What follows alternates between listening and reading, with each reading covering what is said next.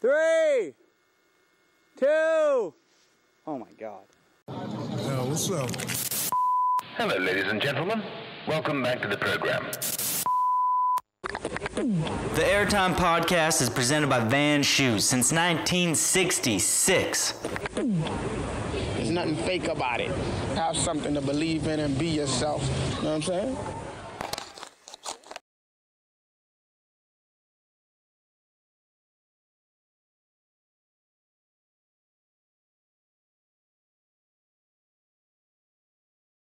All right, everybody, welcome back to the show. Today's guest, a special one, somebody I've been friends with for a long time.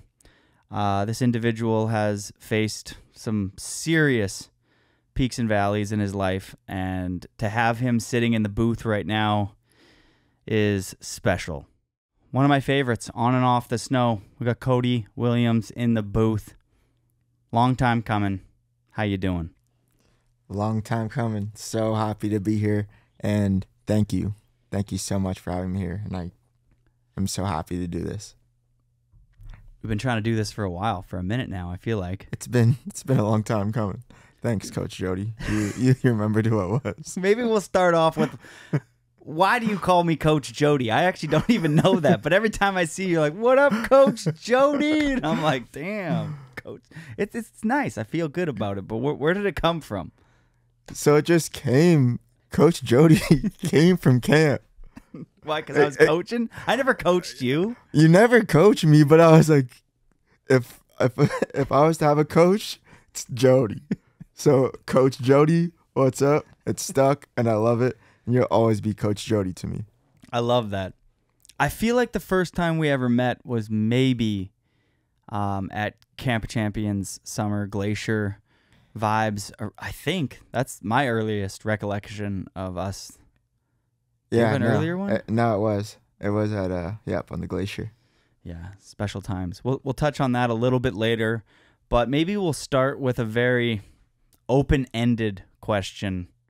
Given all of the adversity you've had to face and massive hurdles, like overcoming things that most people would definitely have just given up on their dreams and put that aside.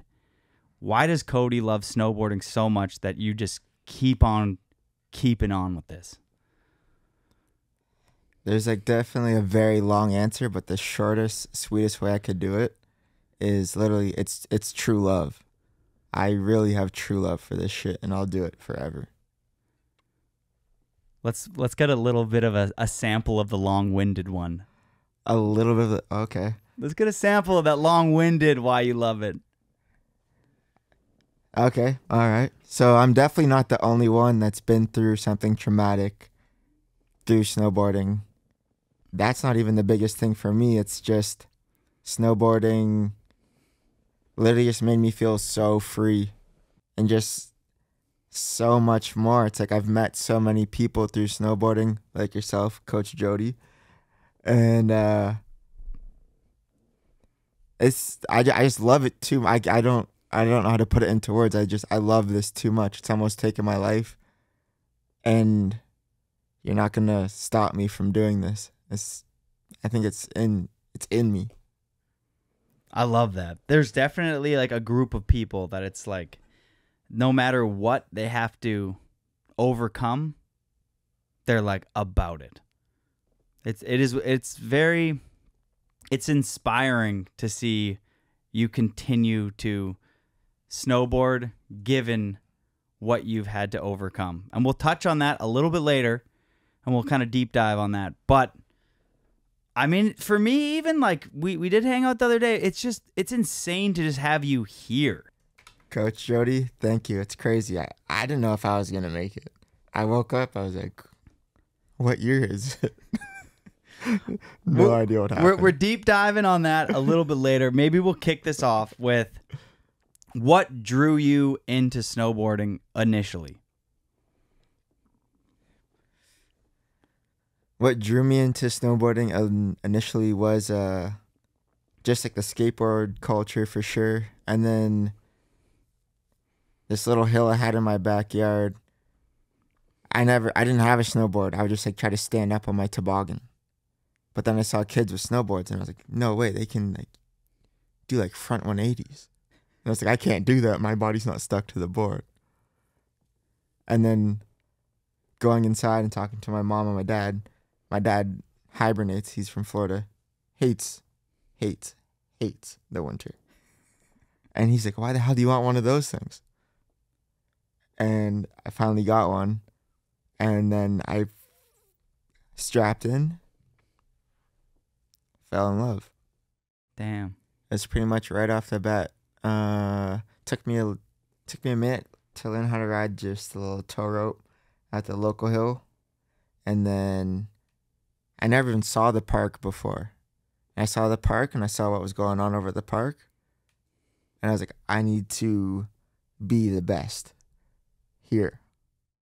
The park is always this, like, for a young kid to look at the park, that is a wild first experience. Like, when you go to a hill, you're just learning how to snowboard, and then you look into this, like, a land where all the older kids are, and they, like, look cool, they dress a little bit different, and you're like, what is that? It's so intriguing. It really is. It's like, I looked up to a few of the local kids. Well, they were older than me, and I was just like, I want to be, like, I need to snowboard with him. I need to snowboard with that guy. I need to snowboard with this guy. And then, you know what? I was just too young, and they were too cool. So then I started snowboarding with girls. Hell yeah. Honestly, my first 2 years was all about the girls. I started snowboarding to play tag so I could just like flirt with the girls. And then at one point, I was like, damn, look at that upside down telephone pole. It'd be kind of cool to try one of those like lip slides that I can do on a skateboard on that flat bar thing over there. And then boom, the rest is history. 25 years goes by. How long have you been snowboarding for now? I started when I was 9, and then after the injury, I had to take 3 years off. True. Yeah. But then, like, as soon as I got back into it, I was like, it's back to go time, baby. Were you a natural? Like, you mentioned skateboarding there. Was that something that you were already good at, so you could bring your skateboard skills to the snowboard hill? Snowboarding definitely came very natural. Damn. It was very, very naturally. Like, it was just, yeah, it was natural as fuck. What's your first setup? My first setup, it's actually crazy because Kale Hill used my first setup in a dope video. The Rage board? The Outrage board. That was my first fiberglass snowboard. Wait, like the board that he does that switch front board on? The Outrage board was my first fiberglass snowboard. I had a plastic snowboard. But the same one? This exact same one. That shit's crazy because that was probably like a 132. If you haven't seen that, he's talking about an old video that David Brocklebank made. I think it was Dope 2. Or is it Dope 3? It's Dope 2 or Dope 3. I think it was Dope 2. Yeah, Dope 2, Kale Hill. That part's really sick. And the whole thing's filmed on like a 132. Like that board's from like Walmart or some shit, isn't it? Sears. Dude, rest in peace, dude. Sears was dope. It's kind of like Zellers, you know? Do you remember Zellers? Yeah, Zellers was popping, dude. It was like a tier below. What's like the bougie one that everybody would go to? Winners was a cheap one. Oh, Hudson's Bay. Oh, dude, you walk into Hudson's Bay and you're a Zeller shopper, you're like, damn, dude. Sears was an upper tier too. Yeah. Sears was kind of nice shit. Yeah.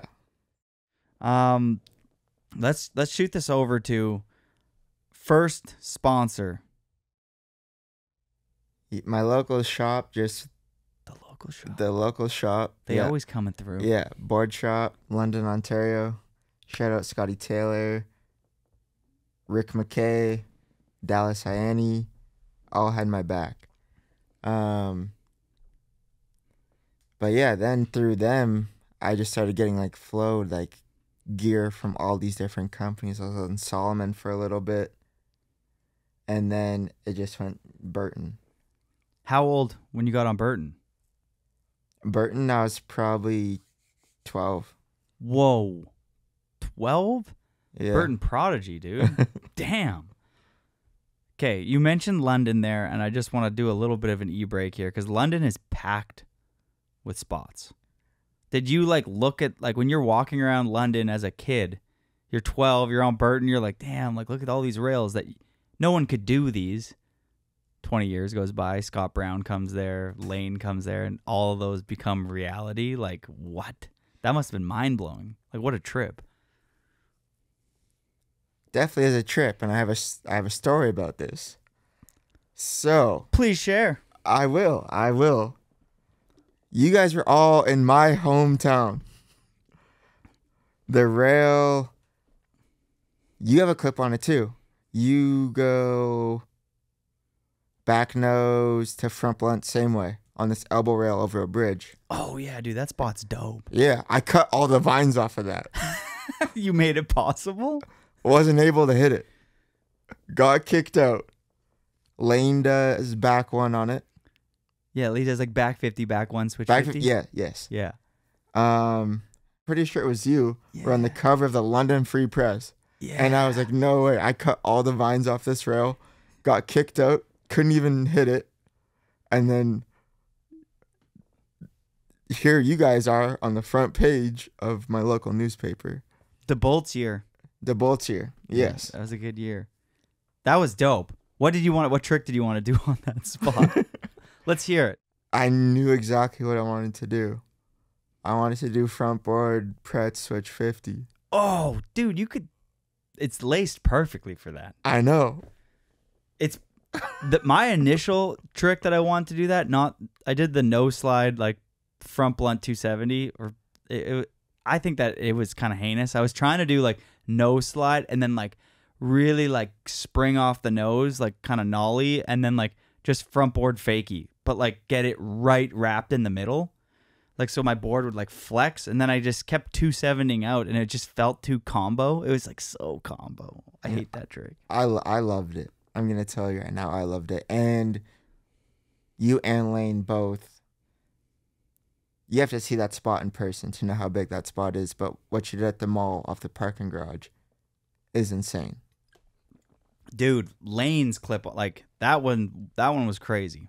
When we set that up and Lane was like gonna do that front 50 hop in, like airing into it's one thing. Like, you know, you go, that's like Evel Knievel. So to people that are listening, it's like a 3-story parking garage, and then you air off the top and you go into this like steep concrete bank. You know, for me, I'm like, if I hold on to the bungee and I go really fast at this thing, I can like jump, and then like at least if I jump over it, like I'm gonna be okay, kinda, as long as I don't air back into the parking garage. Which, so it could be scary. But 50-50 on that thing is way crazier because you have to go slow. And then if you kind of do anything where you don't pop out good, like you gonna die. Yeah, you're gonna get fucked up. You're definitely getting fucked up. And then Scotty with, that was back 50 on the ledge Scotty did. That's which one? I mean, the 50-50 that he does, duck under the candy cane that thing is, that makes, I went to that spot. And tried to squat down. And I was like, I'm still too big to do this. Concrete to concrete sea ledge? Like, are you serious? That one was, I think that was the craziest thing I've ever seen in my life. That one. I think that's the top rail clip I've ever witnessed with my own eyes. When he did that, I remember, like, I think I was hiding in the car, like, watching through, like, the rear view. Like, I was like, dude, he's gonna die. Because if you come off the right side, you land on the uphill parkade kind of, like, you just would blow both your knees and it would just be fucked. I think that spot might be gone now. So Scott shut it down. Yeah, that's exactly what happened. Because that is insane. So, we're, like, growing up in London, Ontario, was the focus always rails? Or, like, the reason why I asked that is because you're a really good jumper. Like, I'm not a really good jumper. Dude, for a kid from London, Ontario who ventures to bear and stuff, like, you've always been able to jump. And the reason why, a memory I should say, that comes to mind is when you were at Camp of Champions. I forget who was shooting the photos, and you were doing these huge back 180 tail grabs over the whole hip. You remember that? Or was Yes, it I back do. 180 nose grab? It was yeah, see? Yeah, do have still this not a little- good jumper. We have this little memory thing going on right now.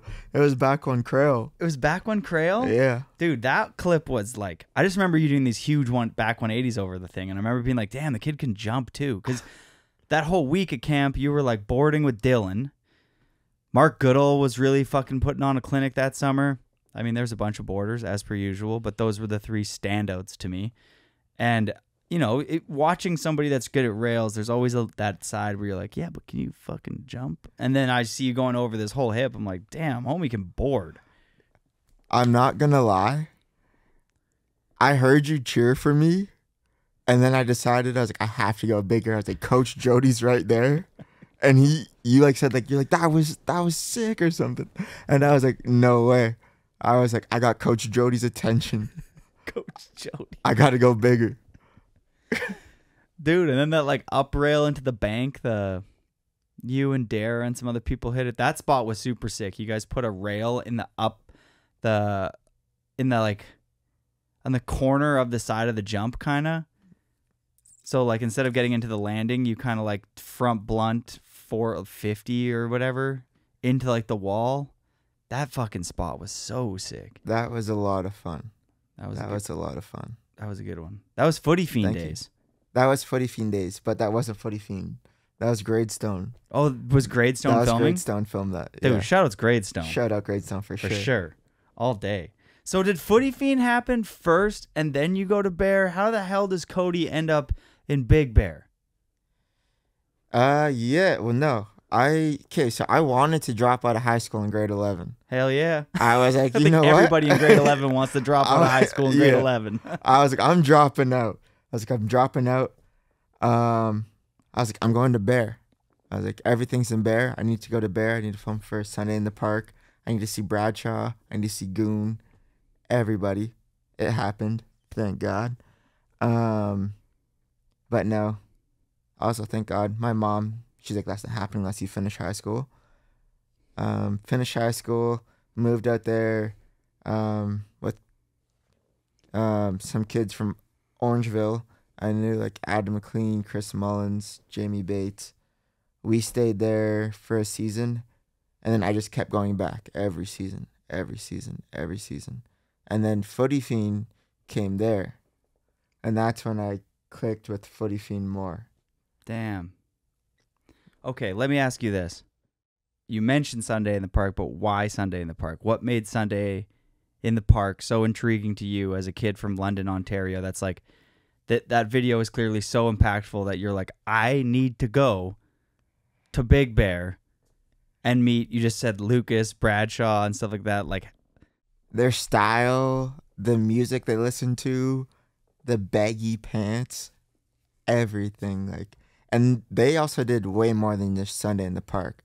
It's like when the Barracks skate park, when that was still going, and then they did like the Barracks, and it was like First Try Fridays, and I'd watch out like religiously, and I was like, yep, it's Bear. Going to Bear. And I was like, why didn't you go to Whistler first? And I was like, I never watch anything from Whistler. I used to watch everything from Bear. And that's what it was.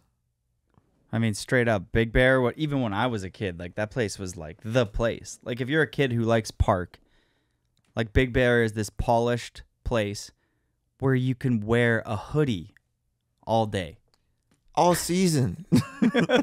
You're like, yeah, I'm going to go there and not dress up like an Eskimo and try to go board. Like, there's nothing worse than putting on so many layers that your physical mobility is restricted from all the layers. You're like, or I go to Big Bear and I put on some sunglasses, have a michelada on the patio. Exactly. Yeah. Big Bear. I love you guys, but just like what I've heard, it's like, yeah, Big Bear, it is just, it's a bar with a chairlift. Is that what they say? I heard that a couple of seasons ago, and I was like, you know, that's so true. How far is Big Bear from LAX or from just like LA? Well, LA sucks, but Why don't you like LA? the traffic is insane. Fair enough. I do not fly.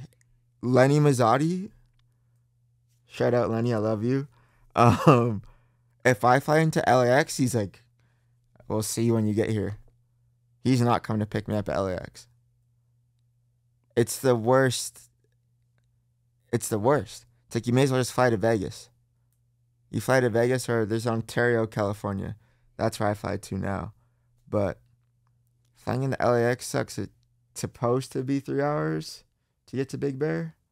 It's probably closer to like 6. Damn. It's not fun.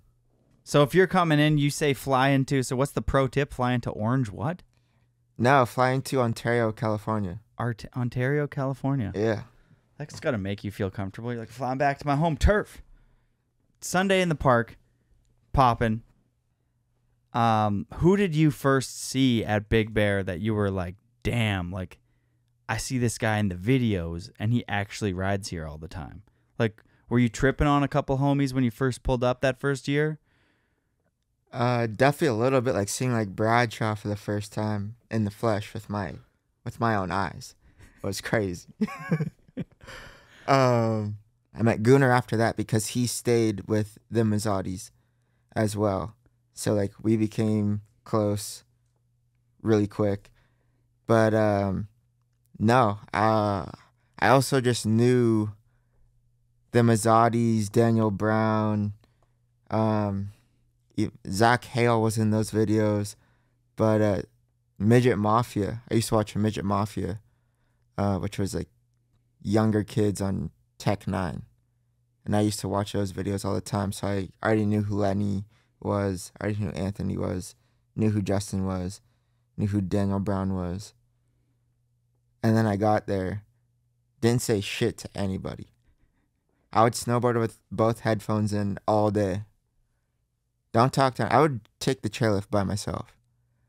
And then Lenny came up to me and he was like, "Who the fuck are you?" And I was like, "Yo, I'm Kody, what's good?" I'm a big fan. Yeah. I'll fuck with Midget Mafia. You got any of those Tech 9 stickers, dog? Pretty much. Did you have any sponsors when you pulled up? Because when you're a young kid and you pull up somewhere like Bear, there's like this feeling that you as a young kid, you're so excited when you first get your sponsors, or you first get like a box of any sort, and you throw the stickers on your board to like let people know what you fuck with. Or did you have no sponsors at this point? No, when I went to Bear, I was like sponsored by this smaller company out of Italy called Alone Collective. It's just a purple board. It said Alone on it. Kind of like fit, because I was just like alone. It was perfect. it fit perfect. Shout out Mateo. That's his name. Yeah, I wasn't on Burton at that time. Moved to Bear. Start doing Sunday in the Park stuff. Burton starts Nobody. And then I got put on the Nobody program. Okay, so you get your first opportunity to film for Sunday in the Park. When homie pulls up the first time, like, what was that interaction? Was he like, "Yo, like Lenny said that you're like dope, like we should film today," or like what was your in there? Because that was when you're 18, getting the in to film at Sunday in the Park was like a big pat on the back. There was a lot of people going to Big Bear that are like, you're hoping that you can score a couple clips in Sunday in the Park. And all of the team managers back then had eyes on Sunday in the Park. Like if you had consistent footage throughout a season, that was like you were getting sponsored the next year for sure. Yeah, no, Sunday in the Park definitely did a lot for me, but I was just like so shy. And Sunday in the Park, it's like, it's a full run and like there's so many people trying to film, and I just can't really operate that way.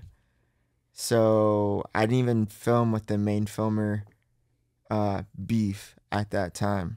I would film with one of my best friends, Skylar Riley, and would film with him, and then they're like, "Well, we need that photo for this footage for Sunday in the Park."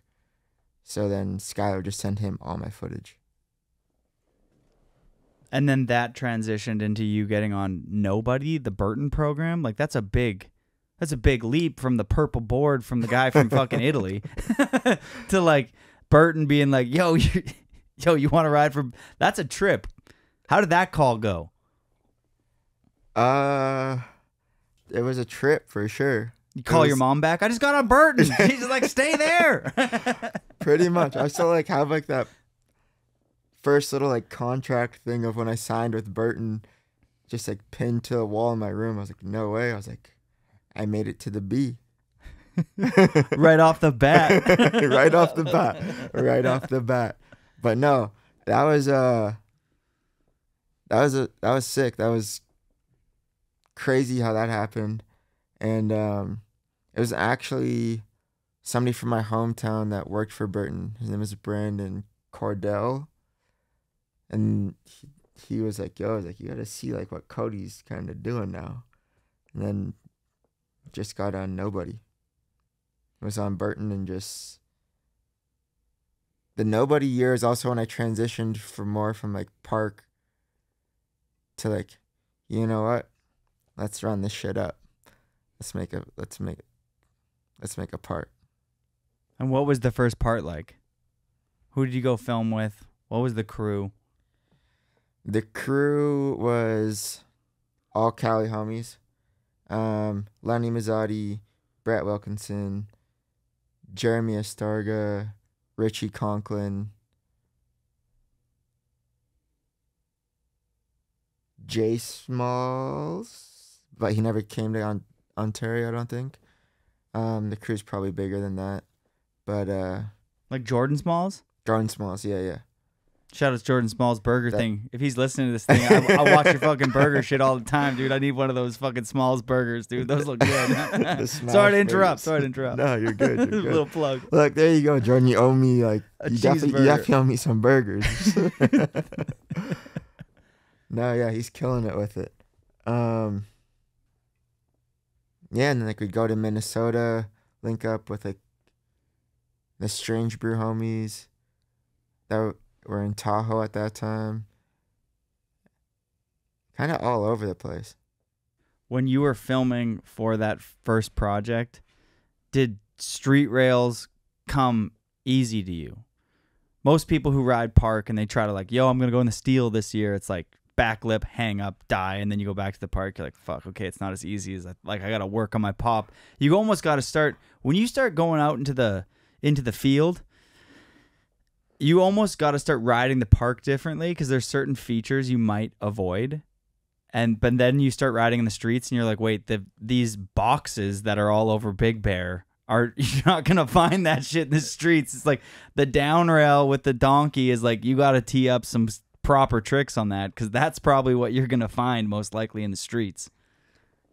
Yeah, no, absolutely. So then it was like, for me, I was like, let me just jump off of this really high thing to flat. Sick. So I was like, let me just do this. Like, let me do this for Bradshaw, Goon, Deadlung. Just let me do this. Or it's like, I don't know why. I was just like, I don't want to get into the whole kink situation because that's just too much for my mind to work with. What's the king situation? You have had this on your pod. I don't know if you want to call it a quad kink or... Oh, fuck. Yeah, we're not going to get into Call it by the downs. Yeah. Just straight up. Then everybody knows what you're talking about. But I would just be like, that rail has a lot of downs in it. Let's go there. See if I can make it to the end.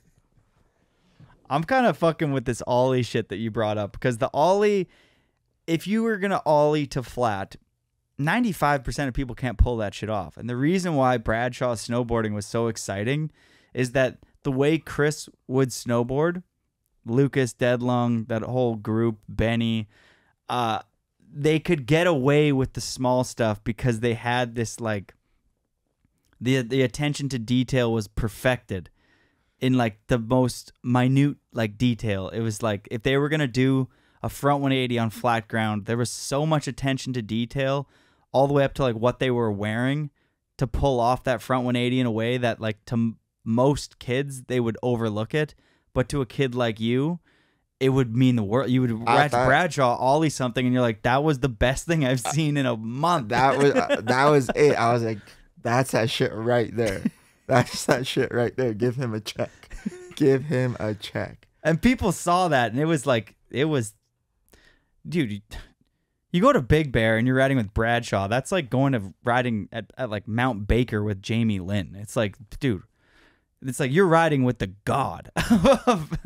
And he was like big when I was a kid. Like Bradshaw was like, he was on Mission 6 and he was like the guy out of Big Bear when I was a kid. And then he, for like a 15-year period, was like the biggest thing at Big Bear. Bradshaw is, I could watch him just do back ones forever. His style is just amazing. Like, I've just tried to mimic him for so long. And then the Keegan Valleca Bradshaw edit at Bear. I'm trying to think if Mark Ass did film that one. I know the song, that Heavy song by Gucci. I was like, this is the best edit. These guys' style, like the style is crazy. And that edit, like literally would just like hit me so different. I was like, this is it. This is what I need to do. Dude, like Mark Ass, when he came in, like snowboarding park edits were getting a little stale, you could almost say. And Mark Ass just came to Big Bear, posted up, started filming like Lucas, Keegan, Dead Lung, Benny. Who else was in there? The Tarbells. Yeah, Chad and Ryan. Yeah. Like, and he just started making Johnny Miller, these edits that were like mind blowing. Did you ever get like the opportunity to film some shit with Mark Ass down there? Were you ever in a Mark Ass edit? Yeah. Yeah. I haven't watched them in so long. I'm sorry I forgot that. No worries. No. Mark Ass is so much fun to film with. And just like, I was like in awe. I was like, I don't even know if I should snowboard right now. I was like, this is crazy. I'm a watch. Yeah. Dude, this crazy, dude. Yeah, like there's like a iconic photo of Bradshaw like doing the coolest ollie ever, and Mark Ass is like under him with like the death lens. It's at nighttime. And then there's that wicked edit that Mark Ass made with like Dead Lung and maybe it's Bradshaw or Lucas on just like that culvert. It's like concrete culvert that's just sitting there. It's like a bank. Dead Lung has like fucking 15 tricks on it that are all so sick, like nollie, tail tap, shifty, revert, and shit. That's Chris. That's Chris and Lucas. For the most part, I'm pretty sure in that one. Okay, the one I'm thinking about, Dead Lung has like these white and black pants, and he's like just going. Okay, that is a different one. Yeah, that is a different one. Yes. What was the vibe around that group for a younger Kody to be around? Like, were they nice to you? Was it like easy to hang with them? Did you feel like part of the club, or were you just kind of like sitting in the background, like quiet Kody with the purple board from Italy, just like, damn, I'm just quiet and all alone over here. Can I hang out with you guys? Bradshaw, those ollies are so sick. Well, being like Dead Lung and I, we've actually like never actually like spent too much time together, but we do talk, which is still even crazy to me. But Lucas and Chris were always just like very inviting, but I was just quiet Kody there, and I was just like, I paid so much attention just like to them. Like, I'm like, oh, they move this way. The way they snowboard, the way they walk, like the way like Lucas barks at somebody. I would be like that. That was me. Did you ever mimic the bark? I'm not gonna mimic it on. But you know what I mean? Like, yeah. Dude, like I remember seeing Lucas one time at Super Park, dude, and he was just like barking and making these noises, and it was like, dude, something I'd never seen in my life. And I was like so like down. I was like, fucking right, dude. I did a follow actually. I don't remember who was filming him. But he was with E-Stone and shit. It was at Mammoth. And, like, I was just, like, 5 chairs behind them. And Lucas was, like, my favorite snowboard at that point. Like, after he filmed, like, I don't know, was it Familia where he did that, like, that no slide 50 back 180 off that, like, 3-story building? Like, no slide 50 and then back 180s out like Lucas. One of the Familias, that definitely makes sense. And then his part in the Boned Age, too. Like, dude, Lucas was that whole crew. That is a good group of snowboarders to look up to for style inspo. And to be around that and see that live must have been a trip. It was insane. I would, like, literally have to, like, work on it every day. I was like, I'm moving, like, my arms too much. I was like, my pants aren't sagging enough. My pants are way too tight. And I would always wear my pants. I don't even know, like, why I did that. I would, like, roll my pants up over my boot. Oh, yeah. I remember. I don't know why I did that. Yeah, when you I were look like back at that now, stupid ass style. I think Kody 69 did the same shit, though. Looking back, I think if you were a kid, who inspired that generation, like your generation specifically, did that for like a 2 to 3 year period where it was just like boots rolled up or pants rolled up over the boots? I have no idea where. Who did you look up to do that? It might have been Wilkie, but no, it probably was Wilkie. Dude, it was definitely Brett. Yeah. It was Brett. Bad style. Like, when I like see some old photos now, it's like, that looks so dumb. Like, so dumb. Yo, I'm going to say this. Out of all of the kids with that goofy look, with the baggy-ish pants rolled, and then there would be like, you would peel them up, and then there's the boot, and you could see the full boot. You had the best style out of all of them, and you could pull it off the best. Because there was a lot of other kids trying to pull that shit off, and I was just like, I remember getting like, I was moving into the category of an old head at that point. You know, like, people need to snowboard more similar to people like me. And I was like, dude, this is fucked. People got to stop doing this. And then it kept going on, and I was like, fuck, am I the old dude now that just doesn't get it? But I don't think anybody kept that going for too long. Occasionally you see somebody doing it. You know, you go hike a rail of grouse and somebody's still doing it. And you're like, damn, all right, cool. Get some snow inside your boots. Yeah. Like, I don't know why that became a thing. I'm never going back to that. And I don't think anybody should. I'm sorry. For somebody like yourself who's such a style inspo, like every time I bump into you, I'm always like, damn, like you're well dressed, like good kid. I'm always just like so much inspo.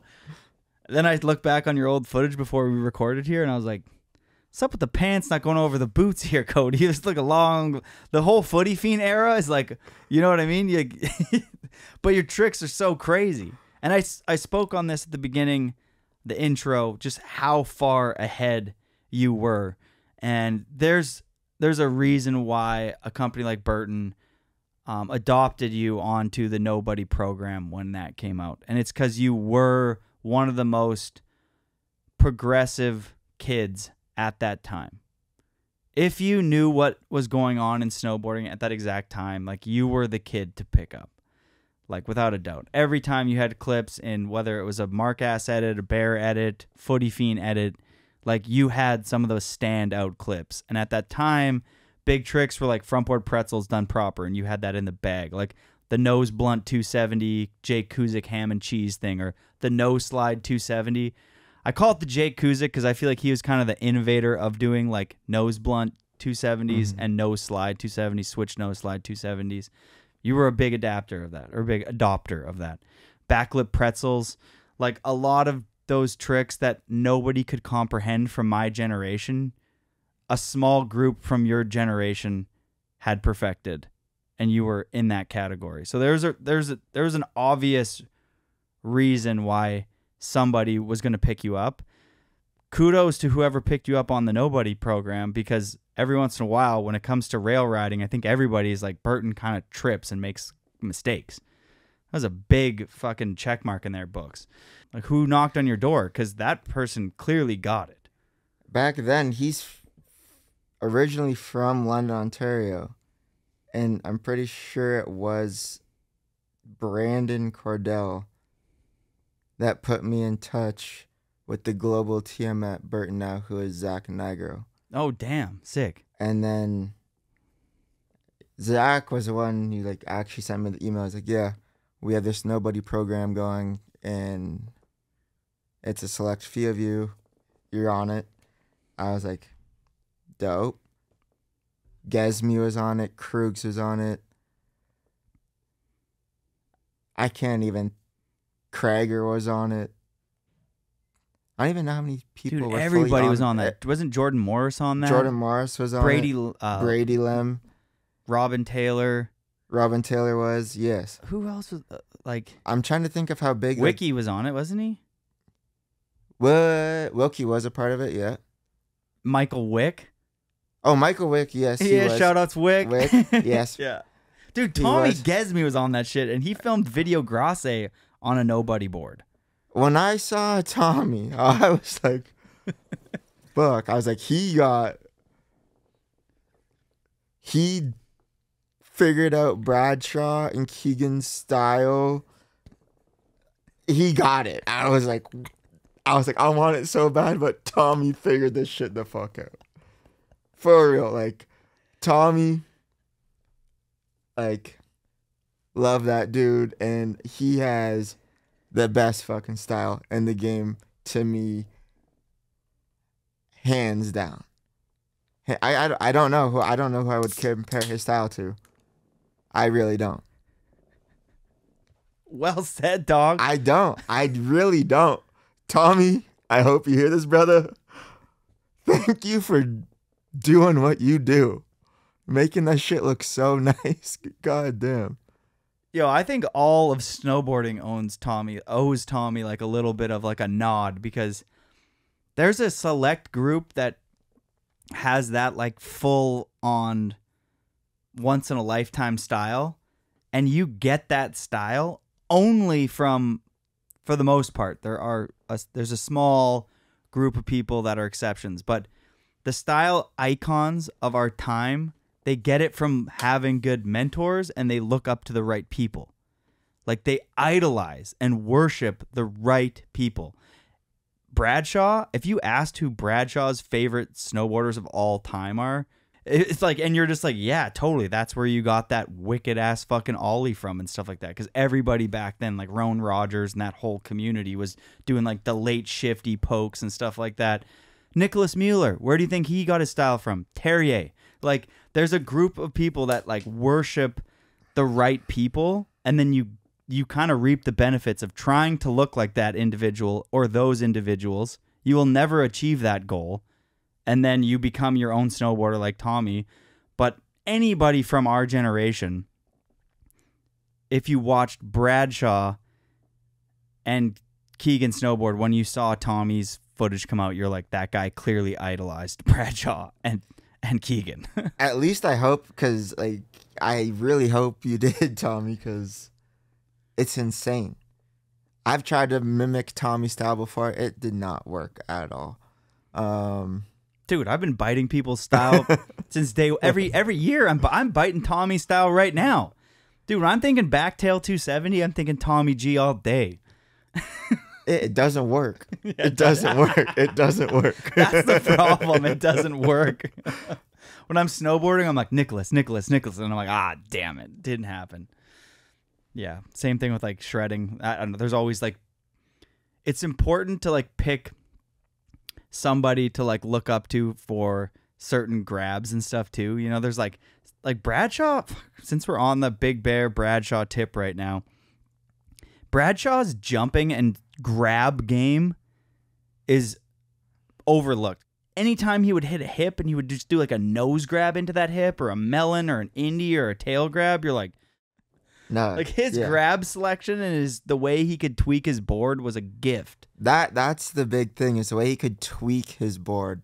That's like what really stuck out to me watching him. Like, that's why I love back one. Like, when I do back one nose grab, it's like, you really got to pull that nose in. pull it. You gotta really gotta pull that thing. Make it snap when you let go. You know that one nose grab he does on the hip? He grabs nose grab and then he pulls the nose backwards and makes it his tail. You know the clip? Yes. You know that clip? My dog. Clip is so good. That's in a Mark-ass video. It's in the Justin Bieber one. That's what edit it's in. I don't really remember. But moving along here.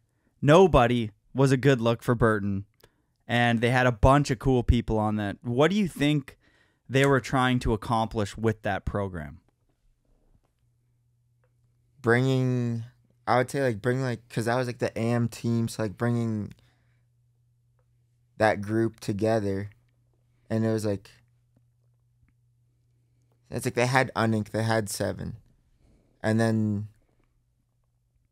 nobody, and for the most part, at that time, it's like we were all really after it in the streets or making random park edits. So it's like what they were doing, it was just like,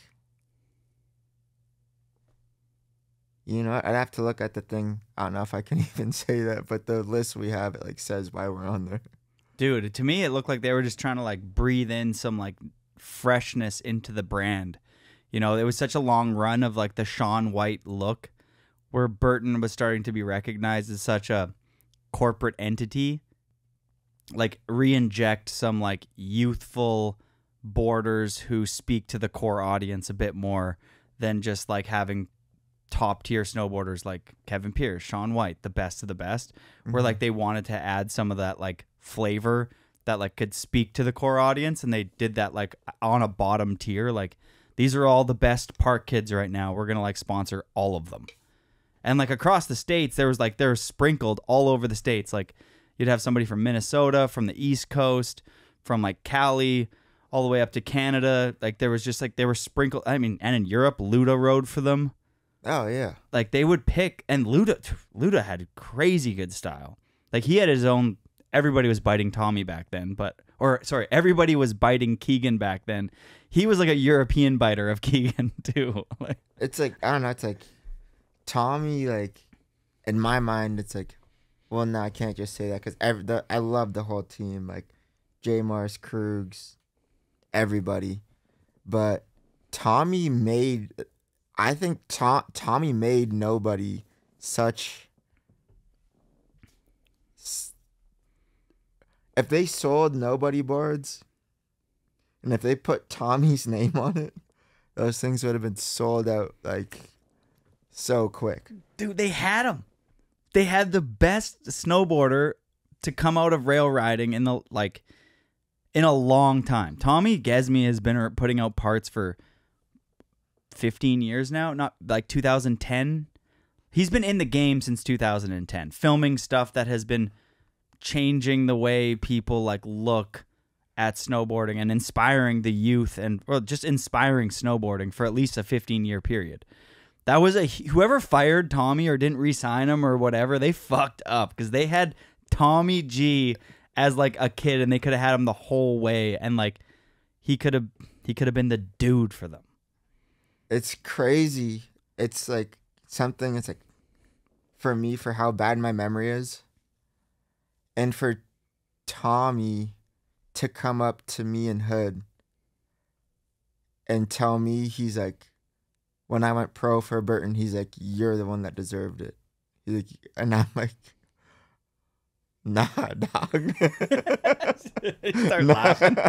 No, that was you. I was like, that was all you, bro. I was like, that's all you. No, nothing but positivity for Tommy. Here in Canada, Tommy was not the guy at that point. When he was the nobody guy that you're like, damn, he was the best. That was you. In Canada, there was two kids that were the best around like that 2014 era. Like, to me, it was you and Dylan Ojo. Like, those were the kids that I was like, if I was a team manager right now, those are the two kids I would have picked. You know, we went to Bear Mountain, the whole DeBolt's crew. Yeah. Stayed at Johnny Miller's house. You have some epic shots in that shit, doing your nose blunt pretzels or whatever you're doing, backlip pretzels. And just seeing like the consistency you had without being like a try hard keener, you know what I mean? I feel like that's like a common problem with like young kids that are good. They get too keen and they might want to like hog the film, or they don't know how to hang out with like the older crowd that's just like, we're going to Bear and we're chilling. Like you just blended so well.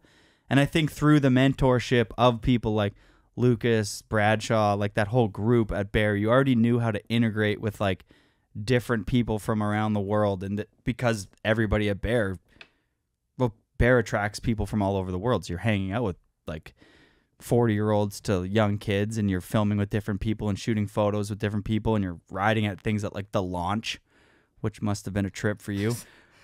But anyways, I was blown away. I was like, this kid is so fucking sick. And then we had the Camp of Champions thing with you and Dylan, and I was like, these are the two kids. Like, so yeah, you can sit there and be like, yeah, it's Tommy G and shit, but being Canadian here, I'm gonna throw my props and my flowers your way, dog. Okay. You were one of the dogs. I appreciate that. I appreciate that very. You hit your head, so much. I'll speak on your behalf.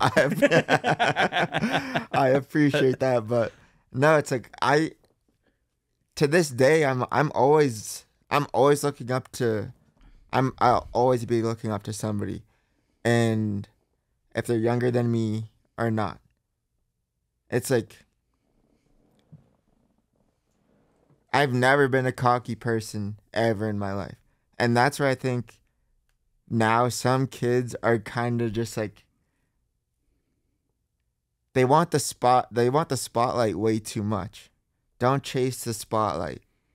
Just be you, be yourself, and see what comes your way, see what happens. That's what you gotta do. Don't go chase this shit. It's like you started snowboarding. It's like, did you even know about it? Like, because we started doing this because it was fun. We snowboarded at a local hill, whatever, hit a random street spot with our friends, have so much fun. Didn't even like really think about sponsors. We were just like making videos because like, people were making videos. We didn't know what's going on. Like, they're doing that, let's do this. But don't go chase nothing. Just do it for fun. If you meet people, don't try to show off. Have a big head. Don't change. Just be yourself. Like, I hate when I see people change around a big name. Because then they're like, oh, I met this kid. But they'll be like, oh, yeah, I met that kid. But they didn't actually meet you. They met a fake version of you. Yo, that was facts. That was sick as fuck. To steer this back to like hyping you up, because we're on the Hype Up Kody program here. Maybe you can quickly touch on leaving Nobody and why that fizzled out, and the transition from Nobody to Dope. Because, I mean, Brockle's not knocking on every kid's door, you know what I mean? He was like, he saw that same talent that like I saw, that E-Man saw, that everybody saw. Well, it's like when you guys came to Bear, I was on the Nobody program. Totally. Riding around in a DeBoltz hoodie, though. I remember that shit. Yeah. I was like, that's my dog. I was like, damn. Like, I was already so juiced on you, and then I see you in that hoodie. I was like, you know, you're obviously, I'm a part of that crew, and you see some kid that's dope that, like, you speak to what we were trying to create. And so seeing the right kids buy into that, you're like, yes, that was the audience we were trying to reach with making this film. And you were the exact person that we wanted. I say we because I think that we all kind of valued the same things in snowboarding. Wanted to like have an effect on somebody like yourself. And you fully did. And ever since you guys have been to Bear, and I continue to go back to Bear, they always ask when you're coming back. It's been 9 years. They always want to know when you're coming back. I was like, I don't know. Dude, me and Demo, we're coming back this year. Pull up. Yeah. Let's go. We're pulling up. All right. We said it on the podcast, so it's official. Okay, it's official. Bear, we're coming back. We need a hotel. We're staying at Johnny Miller's house again. Okay, well, yeah, we'll go back to Johnny's place. Oh, dude, Johnny Miller was the best host ever. Just like such a good person the whole time I was down there, and like such a boarder. Like, fuck, he was hiking this janky elbow kink and was just taking a beating. Like The street one? Not the street one. We should add that somewhere in here because that video is fucking. I know what you're talking about. That video is that clip's crazy, dude. Talking about the kink fucking whole thing here, like that thing's like an 18, a quintuplet or something like that. All going all sorts of ways, dude. It's like a janky S rail with like 95 bends and shit. He was holding on for dear life, but he comes off that last dink just perfect. So the Nobody program ended. We were all done with Nobody. Everyone was done with Nobody. They stopped making boards. They never sold Nobody boards. Just the team got Nobody boards, so they fizzled out Nobody. That was done. They switched Nobody into this thing called Kilroy. Kilroy ended, and I was talking with Burton a little bit. We went back and forth, and then I was like, you know what? Brocco told me he's going to make boards. I'm going to ride Dope. So you made the decision to go to Dope. Yes. Damn. That's a bold play. You know, you're on Burton, you've been on Nobody for a bit. It shows like what you were about at that time in your life, big time. Well, no, it's like I told you I love this stuff, and it's like no ego, no nothing. You just do, like, do you. Do it for the culture. Don't do anything. Don't try to be big-headed. Don't be fake. Be you. So what attracted you to Dope? I've watched Dope forever. I have watched Dope since it started. What about those movies attracted you to it? Canadian. Good boarding. I don't know. You guys are just the main Canadian crew, boarders, that were doing it the way, like, I looked and so many of us looked up to. You guys did it different. You did it right. What does right look like? And put some details on what right snowboarding looks like to Kody. So right, to me, it's like you guys did it by your own rules. By your own rules. I would say it's like you weren't listening to somebody. It was what you guys wanted to do, what you guys visualized. You did it your way, which I like a lot. Yeah, there's something to be said about when you get a group of riders together and each one of those riders was picked for a reason to be in that film. Then when you film those riders, you not only want those riders to like speak their mind, because those riders were picked for a reason. So it's like snowboard the way you snowboard and don't change it. There's a reason why you're in this edit or this film or on this team or whatever.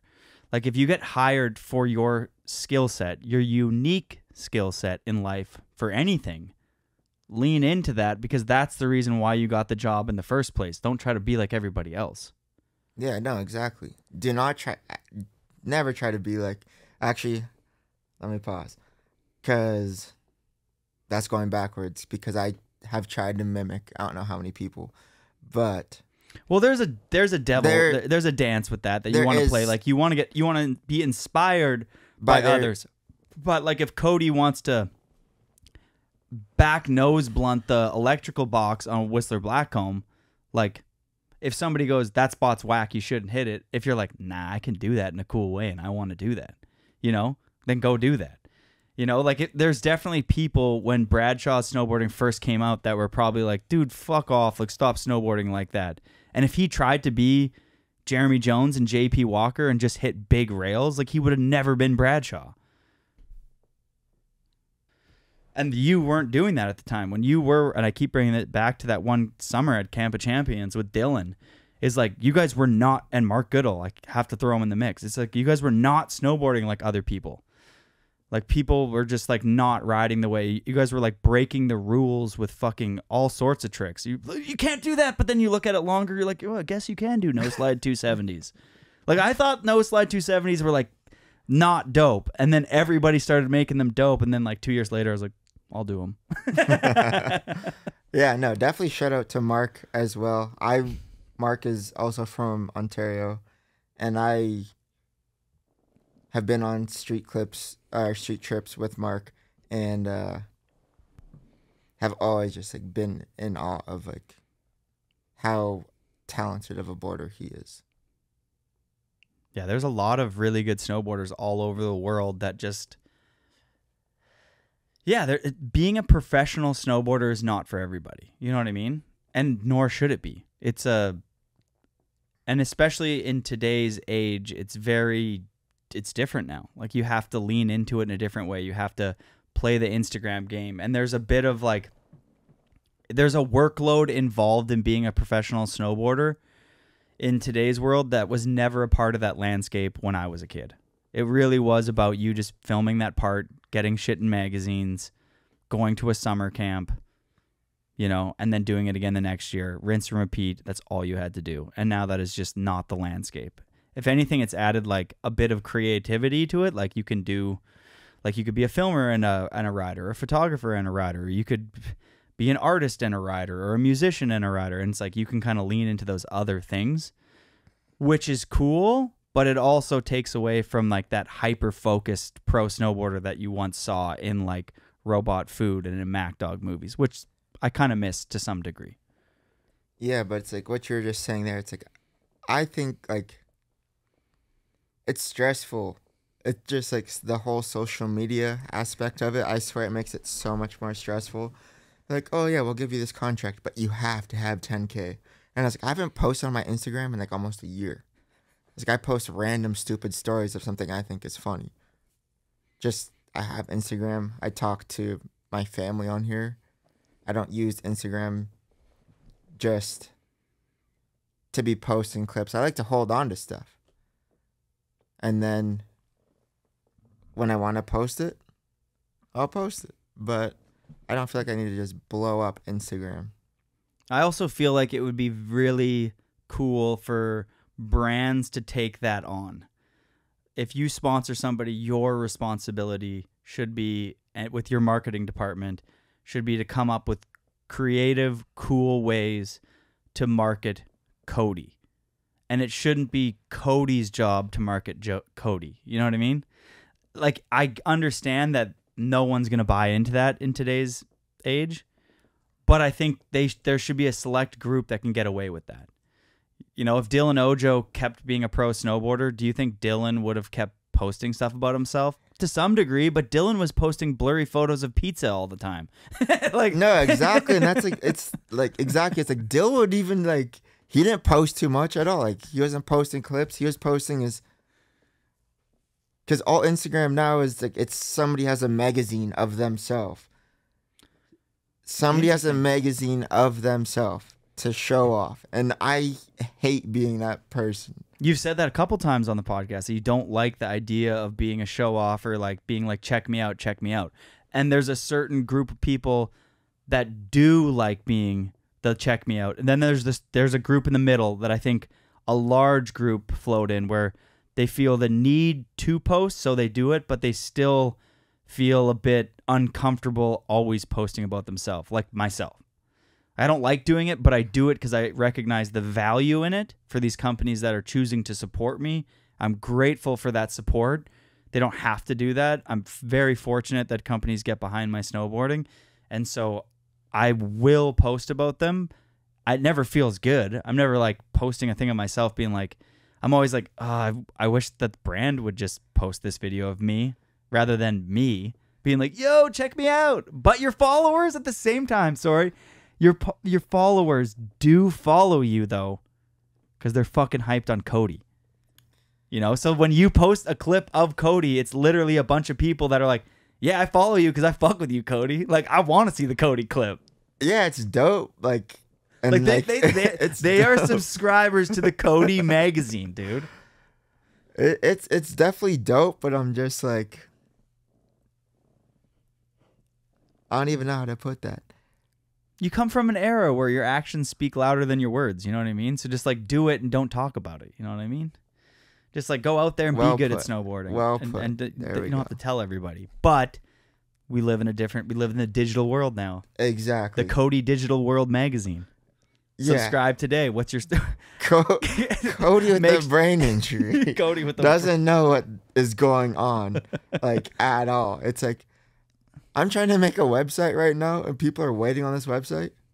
I'm sorry for once you hear this. Yeah, my brain is very slow. Waking up, making my website is the most difficult thing I've ever done. But I've made it a task for myself to not pay someone to do it because I really do just want to learn how to do it myself.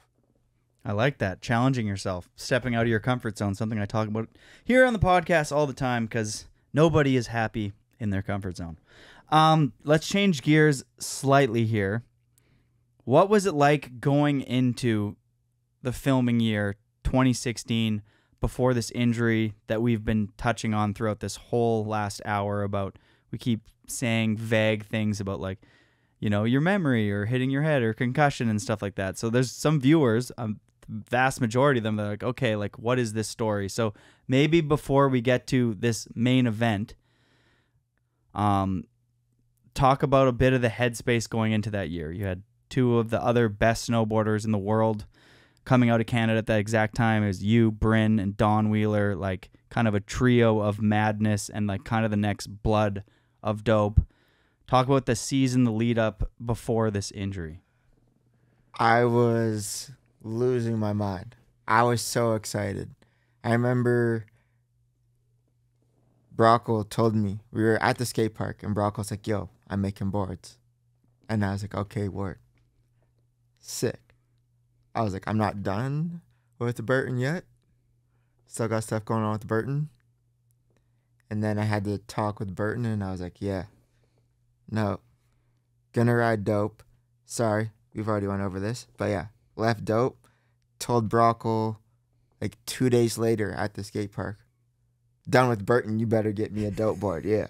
I was like, there's no way I just left Burton to not get a snowboard. Because that would have I would have lost my mind even more. Been like, fuck. But, did you get budget from Burton? At that time, travel budget. What does a travel budget look like for context? You getting like 5K, 10K? No. 3K, something like that? Or no. 20? No. 30? 5, 6, 1. Down. Down? Yeah. $500. Yes. $500 travel? Come on, Burton. You're the best. Damn. Jesus, you should have called me. I would have gave you $500 for the year at that point, just out of being like a fan. Okay, so you leave Burton for $500. I understand now how that was not that difficult of a decision. Yeah. No. Based on the hype of dope at that point, I was like, I'm definitely filming for this video.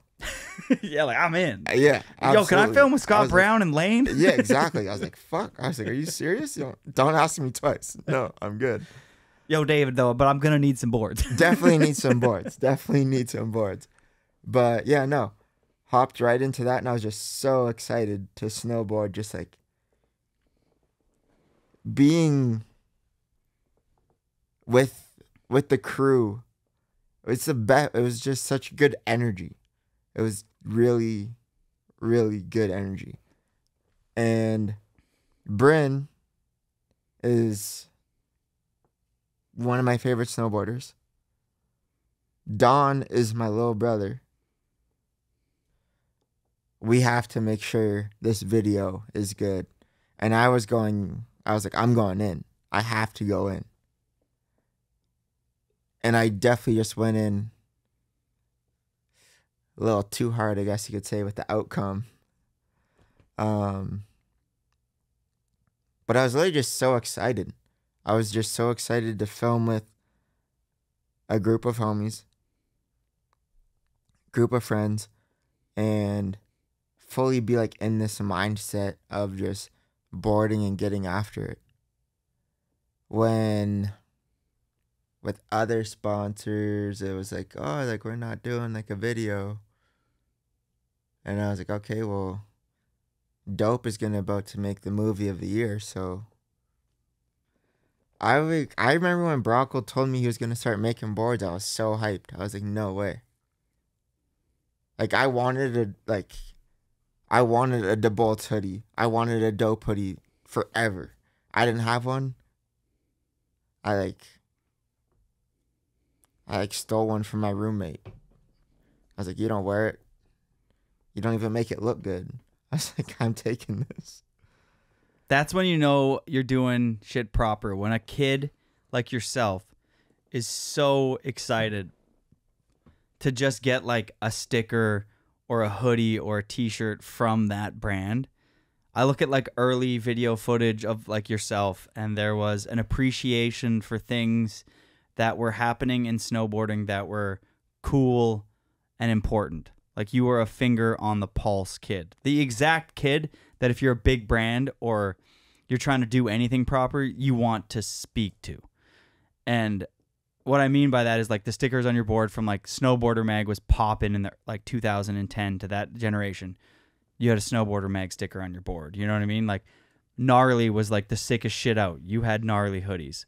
You know, DeBolt's comes out. You're like, I need a DeBolt's hoodie. Had to have it. Dead Lung starts a tight company, like a belt company called Tight. Like, I need a tight hat, a tight something. Got the tight belt with me and Whistler right now. Yeah, see, exactly. Like, those are the kids that get it, you know? And you were the kid that got it. And then you fucking laced up and filmed some crazy shit. What was the first few trips like with that I forget the name of that project that year. What was it called again? Crisis? World WW3 Crisis or whatever. Dope. Yeah. Edit with you and Bryn and Don and Scott Brown. Like, what was it like filming with that crew? I would like just to be like, they're like, yo, we're making the video. That's probably like, I'm not a selfish person. I don't ever try to put anyone like to the side or anything. But for that specific season, I was like, I need to be really focused on myself instead of caring about what everybody else has going on. So I was really focused on filming for that part. And yeah, but that at the same time, it's very hazy for me because that's the year of the injury. I remember that part. They're like, yo, Vancouver got snow, like we're leaving. And I was like, oh, okay, game time. Like, gotta go. Like, whatever. It's like, I'll hit 8 spots a day if it comes down to it. I've heard, I don't know if this is true, but there was maybe an injury before the injury. Yes. So you got a couple clips, you're juiced, you know, you're fired up, you're filming for this big movie. You finally have an opportunity to film for maybe not the biggest movie of the year, but you know that if you have a full part in one of Brockle's films, which he hasn't filmed for a couple years at that point, that it's actually going to have an impact and speak to the people that you really align with in snowboarding. You know, the Dylan Ojos of the world are going to watch that film. And you know, the Bradshaws of the world are going to watch that film. And if you have a full part in that, edited by Brockle, it's going to look and feel a certain way. So you're juiced. You're like, I want to get these clips. Yeah, no. So for me, it was just like, I was like, this is a huge opportunity for me. I was like, I'm about to be in a dope video. I remember I called my mom. I was like, I'm about to be in a dope video. She's like, what do you mean a dope video? She's like, don't be smoking weed. I was like, no, Mom, dope. Dope Industries, Mom. Get it right. But yeah, no. I was just so excited. I was like, from watching Dope, the mixtape, watching you guys snowboard, I was like, it meant so much to me to be involved with the project. But yes, the head injury, I did have a head injury before, and they told me not to board. But I was like, no, I'm good. I was like, I need to get more clips. Okay, so the head injury before the big injury is on what? Was it on that gap front board? Yeah, I got knocked out. Yeah, because they put that clip in WW3 Crisis, and you like sickest ollie ever, like front board, like perfect, and then you kind of like hang up in the landing and like face smash, if I remember correct. Yeah. And that put you out. No, I Like, you just got got knocked knocked out from that. I boarded the day after. Shit. Yeah, so no wonder everybody said no. It's like you hit your head already. So Yeah, but I don't remember getting knocked out. I don't remember getting knocked out when you saw me last either. That's true. I don't at all. And you Yeah. were like, dude, you were out of it. And I was like, what, was I? I thought I was fine. No, you were not fine.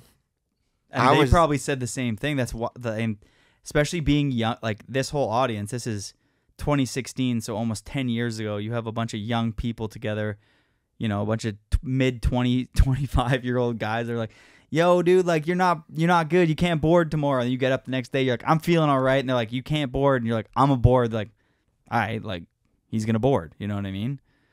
Which now, once you get to like my age, if I was filming a young kid that was 23 and he hit his head and he was out, I'd be like, no, really, like you're not boarding tomorrow. And I wouldn't let him, especially knowing what I know now about concussions.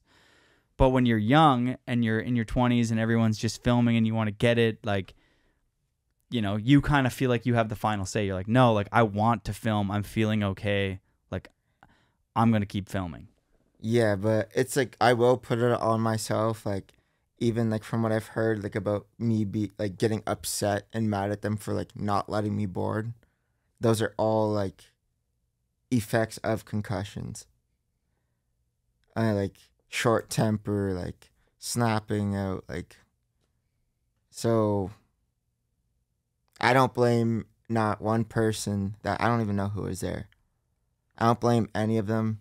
It was my decision in the end. I did it. I paid for it. Thank God. I'm still here and I still get to do what I love. But yeah, no, it was on me. I should have listened. I shouldn't have snowboarded, but I take. Let's go through the main injury here.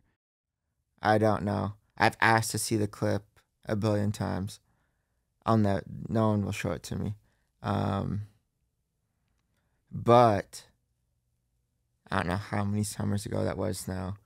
I was in Stanley Park and I saw the rail in a distance and I got like a weird feeling.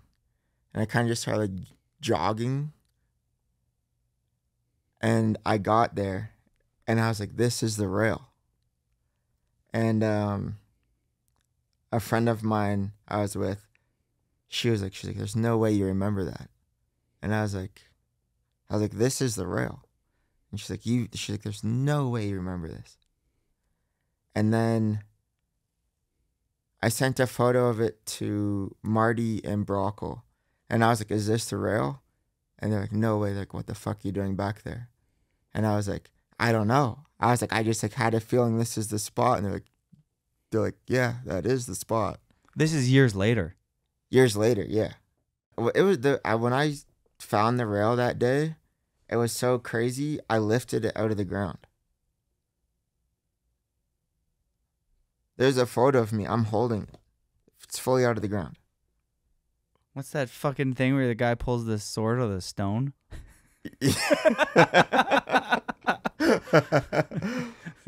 I can't think of. You are the chosen one. Like, but it was like that. I like went there and I was like, no way. And I just I was like, the rail just fully came out of the ground. I was like, what? Okay, so you hit your head, and how serious was this concussion that you got? I had a 20% chance of making it through the night. 20% chance. Damn. I'm one of like, I think 3 people in the world to have the brain surgery I had. 3? And so how long were you out for? Just over a month. 5 weeks? I don't know exactly. I was in a coma. I just woke up and I was like, what's going on? I mean, like when things like that happen, like I don't even consider myself a super religious person, but like when those things happen that are like, I'm just like praying. I'm like, I don't know who you are. Like, I'm not super religious to a specific God, but I believe in something that's like greater than. And I remember praying all the time, just like, dude, like whoever's up there, like this is a good kid. Like he's just bored and like, and that one rocked the community for sure. That was a big one. Yeah, no, from like what I've like heard, don't remember anything, but from what I've heard, like, and saw afterwards, yeah, no. I think like just gave me more love than ever for snowboarding and for the community. And literally like just like it was definitely a wake up call, but it definitely just put a huge pain in my heart to see what it did to my family and close friends. And then Stum was the one who had to call my mom. And they flew in that night because the doctor was like, yeah, like he's probably not gonna make it. Shout out Dr. Mipp. Shout out Nurse Amy. I still talk to them all the time. They are sick, and if they're having a bad day at the hospital, they let me know, and I will just say something positive to them to make their day better for keeping me alive. Man, nurses, doctors, surgeons, paramedics, firefighters, police officers, like, they are so incredibly underappreciated in society. They all deserve the Purple Heart every day. Man, what they deal with on a day-to-day basis is insane. And I'm imagining, actually, before we gallivant away from you waking up and stuff, and before, I really want to hear you talk on waking up. So waking up, it's like I don't remember pretty much anything. I didn't know. My mom. Love my mom. I love my mom so much. She, through like the GoFundMe and like everything the snowboard community did, it's like my mom could have went and stayed at a hotel. She could have been with my family, but she would not leave my side. She stayed in the hospital just as long as I was there. She would like just like lay on top of me, have like this blanket she brought from back home over top of me. And once I kind of got like sight back and some movement, and I couldn't talk. But I didn't know who my mom was, which is crazy. Had no idea who she was. Had no idea who this lady was. I thought she worked at the hospital. But her son's awake. So that's like that. There's so much like she's probably like, he's awake. But then that feeling almost would get like retracted by you being like, who are you? Had no idea. Well, no, I couldn't even say that. Oh my God. I had no idea who she was. Didn't know my dad, my brother. I didn't know who any of them were. When do you recall remembering? It came... Take a day, a two? No, it took way longer than that. Longer than a couple days to remember who those people were? Yeah. With my mom sang me this lullaby from when I was a little kid. And I guess she did that for a couple weeks. And then one day it must have just like snapped. And I was like, Mom? You're fucking kidding. No, that's what it was. It was a lullaby. It was a lullaby she sang me when I was like a baby. And she just started singing that again at me because I woke up and I was like, I went into the coma at 22. Oh no, I woke up. Then I turned 20. I was awake. I just don't remember my birthday or whatever. But yeah. Wow. And what a mom. Shout outs to your mom. Shout out to all moms, dude. That's the shit that moms do. Yeah. Not saying that fathers wouldn't do that either. Fathers are great, but there's something about like the unique bond that a child has with their mom because you come out of it's like there's something special that's a way deeper than we can't even fathom that connection between a child and a mother. Yeah, no, there's really not. And my brother, he did his best, and my dad, like, he even like salutes my mom, because my dad, he's like your mom is like the real one. He's like I couldn't stand to see you like that. He was like, I feel like if that was my son, there would be probably after a couple weeks some serious anger, being like, why did this happen to my son? oh yeah, no, absolutely. And it's like Your mom's there singing a fucking lullaby like an angel. Just on repeat, just like, remember my name. And she never gave up hope. And now look at what you're at. Dude, cheers to your mom. Oh, yeah. Cheers to my mom. We can pause for that. Jocelyn, cheers. I love you, Mom. Yeah, that's fucking incredible. Here's something a little bit like kind of far-fetched, but I gotta ask. Was there a white lights? Did you see God? Do you have any recollection of any crazy dreams in there or anything? Yeah. It's in what? No, not God. What did you see? It's like, because you went to the other side. I don't know what happened. You were floating in limbo, dude. I have no idea. Once I could because I couldn't fully talk. I was like kind of like writing and trying to like mumble some shit. But this one nurse, I'm sorry, whatever your name is, I'm so sorry. But I like accused her of taking me to a party, and she stole my phone. She's like, we can go to no party, man. My mom's like, you've been strapped to a bed for over a month now. She's like, you did not go to a party. She's like, you don't even have a phone. And then I would like see her, and I was like, that bitch. And my mom, I feel so bad. Oh my goodness. But it's just like they all thought, and then I'd wake up and I see some nurses, and it's like, I thought this one black nurse, I thought he was my uncle. I kept calling him Uncle Mike, and my mom's like, dude, just because I'm black doesn't mean we're related. Yeah. My mom's like, what are you talking about? I'm like, Uncle Mike. Oh my God. She was like, no, that's not Uncle Mike. So you said that the doctor who performed, you gave him a shout out. You said that you stayed in contact with him. He's only performed how many of these surgeries before yours? He made this surgery. He invented it. He invented the surgery. Damn. Yeah. The inventor of this surgery, without him, you would not be here. Damn. Mip, I love you. We stay in touch because I don't know how many people have had it now, but he was like very doubtful with the surgery working on me. But I'm here. He thought I was crazy. I started snowboarding again. Obviously, anybody would.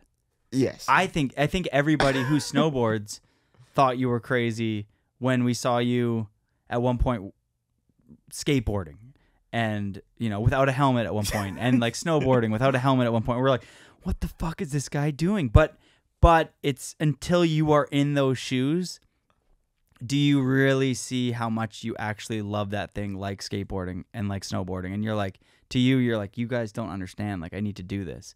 And you needed to digest it in some way that you were like, oh, like maybe I do need to wear a helmet forever. But I don't know. Like for me, not to compare apples to oranges again here, people, but I was in a short-term coma when I was a kid. Only for like a day and a half or something like that. Maybe 2 days. I forget exactly. But similar thing. It took me a while to be like, okay, I have to wear a helmet now. And then I wore it for a certain period of time and then I took it off, which we can deep dive into the helmet conversation maybe a bit later. Yeah, we'll talk about that a little bit later. Shout out to the doctor again for creating this surgery, pulling it off. Do you actually know anything about the surgery? Like, what did he do? Did he just cut a hole in your brain to relieve pressure? Did he? Yeah, so a brain bolt. A brain bowl, it's called. A brain bolt. A brain bolt. So the bolt is giving your brain oxygen. Do you have it still in there? No, I just have a plate and some screws and. So there's like a bolt with a hole through it so your brain could breathe? I don't know exactly how all of that worked. But yeah, no, it's called the brain bolt, and he went to. It was in London, not Ontario, and it was in Cambridge as well, London, Cambridge, or whatever. England? But London, England. But he went to school there for years to make the surgery. Damn, what a legend! Yeah. Like a absolute obsession with his craft in order to invent this medical miracle. Like, you have to be similar to us being so obsessed with snowboarding. For you, to the point of like, I've almost died, and you're still not going to take away that obsession. Like, you need to be that obsessed with your craft in order to do anything great with it. Nobody great at their craft was not absolutely to the point of insanity. You know, everybody who's the best at their thing, their partner has been looking at them in the garage, tinkering at whatever they're doing, and like, that motherfucker's insane. And then that's where that person, if you don't ever give up with that insanity, you're likely going to do something great with that. Maybe some people will see it, or maybe some people won't. You know what I mean? But like, that's how you achieve greatness. Yes, exactly. That's exactly what it is. And that doctor did just that. He did. He was like, no, there's got to be a way to save people that have a swollen brain like this. And everyone's like, just give up. And he's like, no, there's got to be a way. Yeah, it's like when I was in the hospital, one of the first girls to have it, her name is Jamie Mousy. She's a skier. And we had the same neuro surgeon, Dr. Mip Sakan, legend. Yeah, her accident was actually here in Worcester at Telesfest. And she got flown right down there, had it, and I think she went to VGH to do like some public speaking, and the hospital was like going crazy. There's a lot of stuff, I guess, going on with like me being in the hospital and like people knowing I was there. So like they couldn't like let people in and all this stuff. But Dr. Mip was the one who's like, no, he's like, let her go see him so she can see like in how bad of a state she was before. Oh, damn. For context. Yeah. Did you build a relationship with this girl because you guys went through the same surgery? Yes. Rad. Yeah. She got married here a couple of years ago. On the top of Whistler. Congrats. Yeah. Wow, he's just out there saving lives. He was at the wedding. It was insane. The hardest thing for those doctors, and just to like, maybe a doctor's listening to this right now, or maybe he'll listen to this, but like, every once in a while, you're not going to be able to save that life. And you probably beat yourself up more for the lives that you haven't saved, but you need to look at the wins. You know what I mean? Like, if you were a doctor and you saved a life, that's a lot more than anybody else is doing that's not a doctor. You saved somebody. That's amazing. That is an amazing achievement for a human, to not just save somebody by feeding them water or giving them oxygen or something. It's like you created a surgery and saved somebody's life who else you could have been like, maybe you'd still be alive, but you'd be brain dead or whatever. You know what I mean? Like, You have a life where you and me can sit here and enjoy a beer and a conversation and go for a nice meal after this, kick it, look forward to going snowboarding, and have your whole life ahead of you. I'm not saying that there weren't setbacks after that, because like every major injury, your life is going to be slightly altered after then. Like, I'm imagining your life will never be exactly the same, but the fact that you do have a life is amazing. And your appreciation for life has probably changed drastically, I can imagine. It's definitely amazing to like be alive, because it's just, there's definitely been so many ups and downs, like, through it all. It's like my injury has made me, I'm epileptic now. So it's like seizures just like, will just take me out. Then it's like, I have to be dependent on people at my age now, which which sucks to me. But yeah, no, like depending on people for like a ride, like when I'm 30 years old and I used to be able to drive fine, but because of epilepsy, I can't drive. Just sucks. Yeah, but then you have to constantly look at the big picture and just be like, but I'm here. Exactly. So I'll be like all bummed. And then I'm like, why am I bummed? I'm like, I almost died. And I'm still here with my family and my friends. And I still get to do what I love that almost took my life. Which is stupid to an extent. You're the snowboard version of 50 Cent, dude. Have you listened to his books? He talks about that shit all the time, about how he like fully died and how he came back, and then the way he chose to live his life afterwards, similar to yours, like fearless, like just like, oh, okay, like you only got one life, like this is such a fucking gift, like I am going to give it my all, like I'm not going to take this for granted. This is an amazing experience that we all get to live here on Earth. And nobody should take it for granted.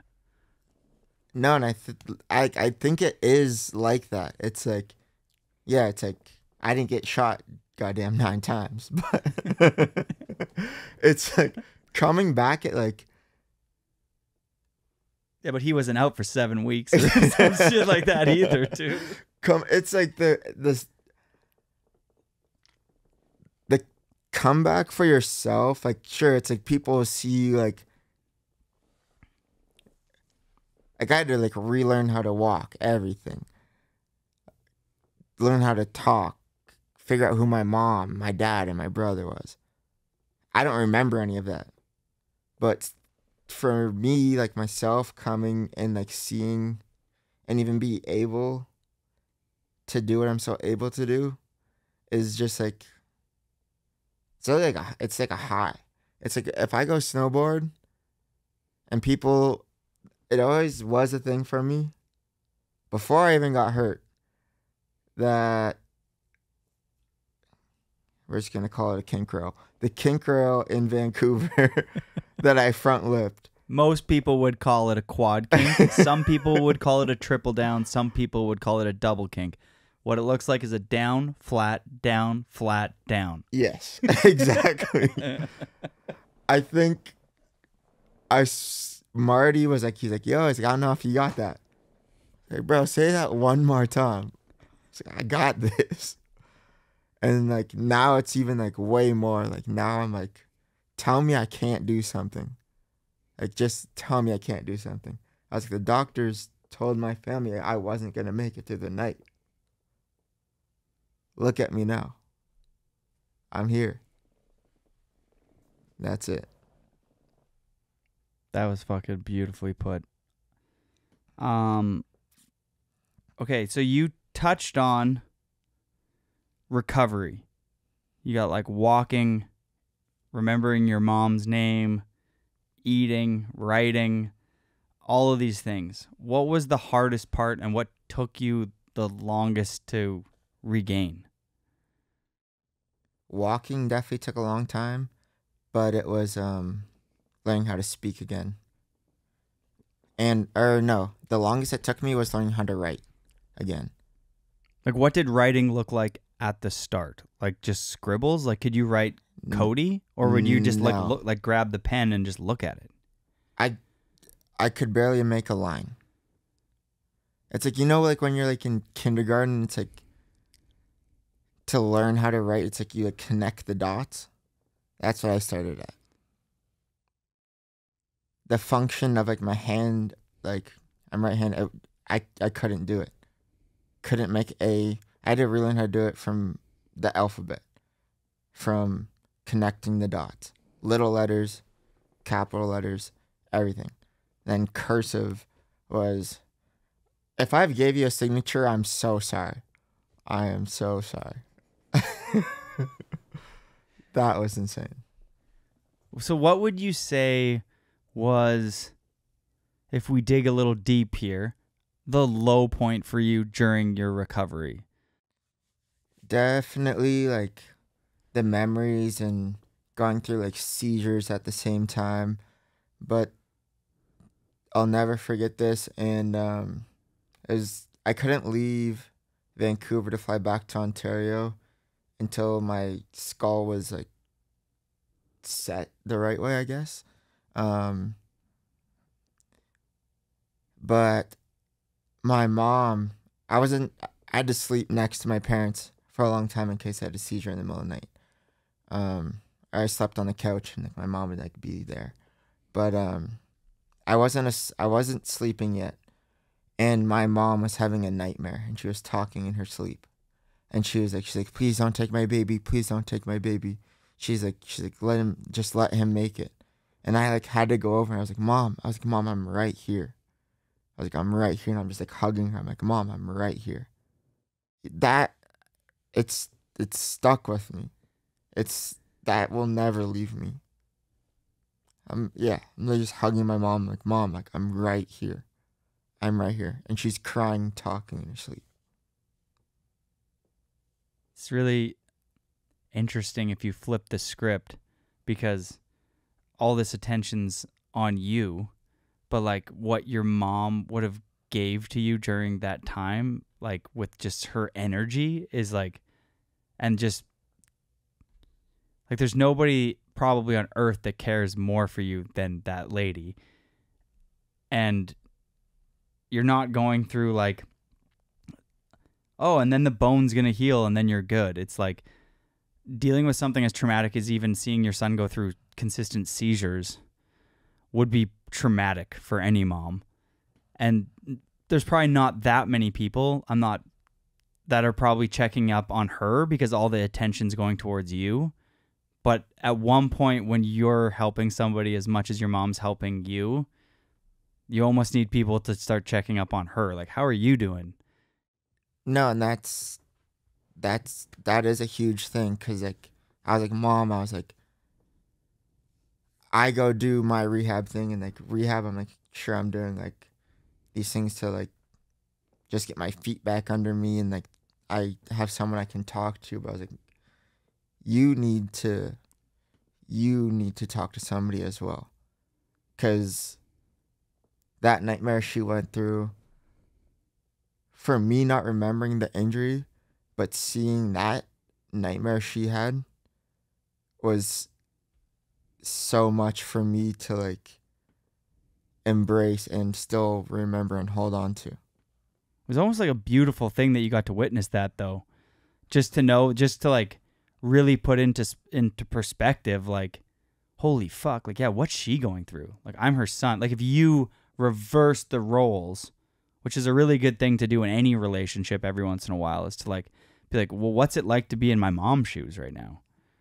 Like, she just did 2 months beside me in a hospital bed, holding my hand, singing me lullabies. Like, that in itself is like, yeah, it's beautiful and stuff, but to any human, that is like, to put yourself in that state is like nuts, of just the hope, the sheer hope that you come back, then you don't remember her name, and then the doctor's still probably being like, hey, he's back. He remembers your name now, but these are the hurdles we're still going to have to overcome. Like, it's not like he's just in the clear now. And then for her to be with you during this whole entire slow process and some probably really, really frustrating times, like, no wonder you speak so highly of her. Like, it's nice. No, she's fucking the best. She is the best. I love my mom. I'm like, Mom, stop messaging all my friends on Instagram. And she's like, no, she's like, they were there for you. I know you like them, so I love them. She's like, my mom is just, I love my mom. She is the best. I love my mom. At one point, did you ever hate snowboarding?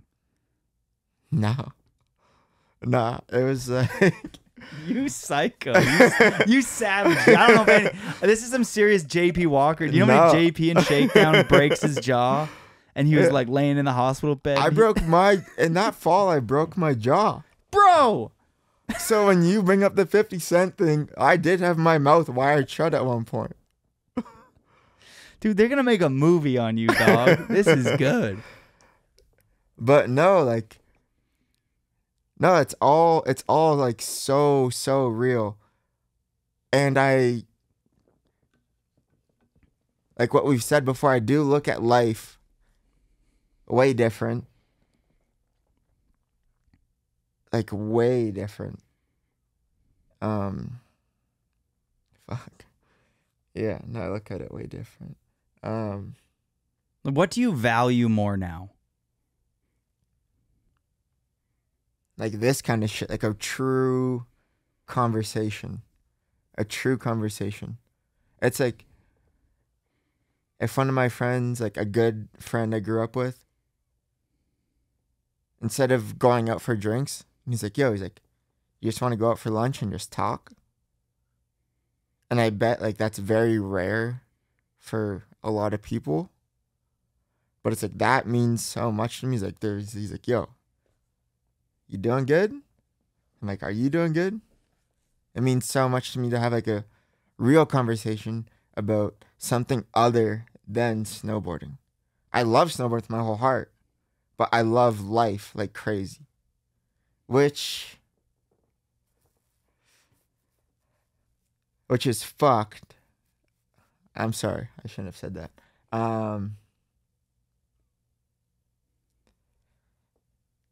Yeah, but no, it's like rehab. It's like I swear I could have it epically later because it's like I was suicidal for a very long time. When? At what point? Like, where did that, like, I don't want to be alive come from? I think it came from, like, seeing, like, my family, like, they were happy to see me. Like, they were happy to see me, but for me, seeing their eyes, it's like they just look so scared and sad at the same time. And I was like, sometimes I just thought, like, it would have been so much easier if I just was gone. And then you realize that that's not actually true. Because if you do what we just were talking about, then yeah, no. Reverse the scenario and put yourself in your mom's shoe. Yeah. Then as soon as you check yourself, you're like, it's actually not easier. I remember it's like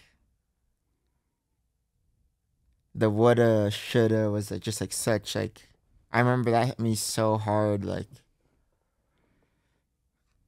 with Dill's passing. I was like, fuck. I was like, I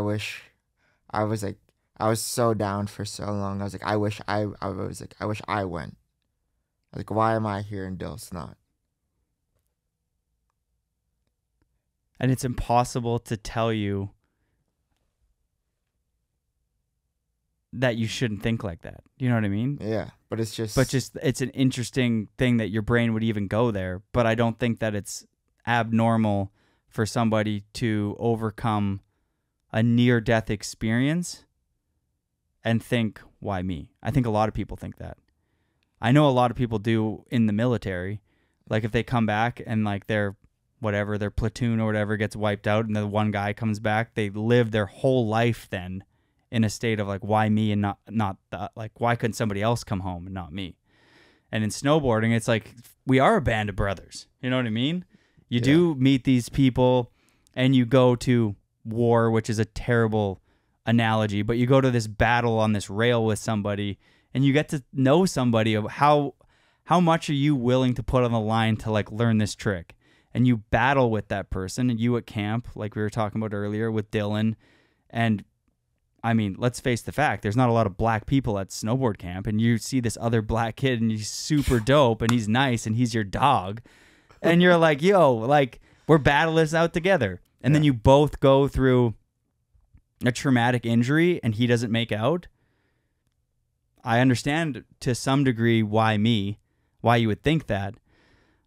But then again, you need to go back to like think about like what your mom went through for you to be here, what the community went through. Like there's so many people that love and care about you. It's not always just.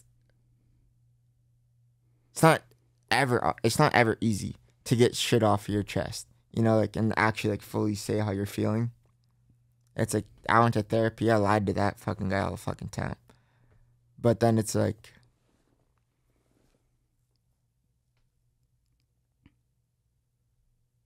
when you can realize with yourself that you are being real and saying, like, what you're actually thinking and feeling, it is so good to get it off of your chest. Yeah, and realistically, if you're not being honest with yourself, you're not fooling yourself. No. You know, like, there's one thing to present yourself in a way that's fake. There's one thing to lie to your therapist. You know, like, for whatever, have you been, you know, suicidal? And you're like, no. Like, have you been drinking or using drugs? No. And if you have been doing all those things, you go back home, you look in the mirror, and you're like, I just fucking lied to that person. Like, you know the truth. I don't know. I feel like a lot of people have a hard time living in the world that we live. The digital world, the fast-paced world. Like you were saying, there's so much beauty in a conversation that's kind of long-winded because it's not surface level. So you actually start saying some things that are real. At one point through a long conversation, eventually you're going to say things that actually reflect who Kody is. But if everything is surface level and if everything is short form, you're not really getting anything off your chest. You're not really getting anything by hanging out with 30 people and having like knuckle punches and a couple beer cheers and a couple, yeah, I like the song too. And then like the next morning you get up by yourself again and it's the same fucking problem. Where like the conversation that we're having right here, I'm getting more out of this than a lot of the conversations I've had for the last month because they're all just like you're not like peeling back any layers. Where like right now through this conversation, I'm getting a lot more to know about my friend Kody. And through that, I'm like, fuck, like this guy's, yeah, he hit his head. He went through a traumatic brain injury. Yeah, he got re-signed, pro on Burton, has been traveling around with all these amazing individuals living this life, but he's still going through shit, you know? And I think a lot of times through social media, you start to believe that your friends who have a fancy life on social media are just fine 24/7, which might not always be the case. Yeah, that's like you think it's like people think you're good. They think you're doing fine. Well, I don't even really post on social media too much, but it's like, yeah, it's like just because people are posting, they're doing this, doing that, like whatever. In these places, it's like you don't know if they're going through like what their true mentality is, like what if like are they actually okay? And that's like I love to reach out to my friends and just be like, just give them a phone call and be like, yo, like, how are you doing? It's like I know you're on a trip right now. I think you're having fun, but how are you doing? It's just different. Have you ever called somebody and had that conversation? I'm imagining 4 out of 5 are always like, I'm good, man. Like, what up? But have you ever called somebody and they're like, I'm actually not doing that good? And you're like, I'm glad I made the call. Yes. Yes, I definitely have. And they are so thankful for the for the call. And they're like, what made you think that? And I'm just like, I know there's like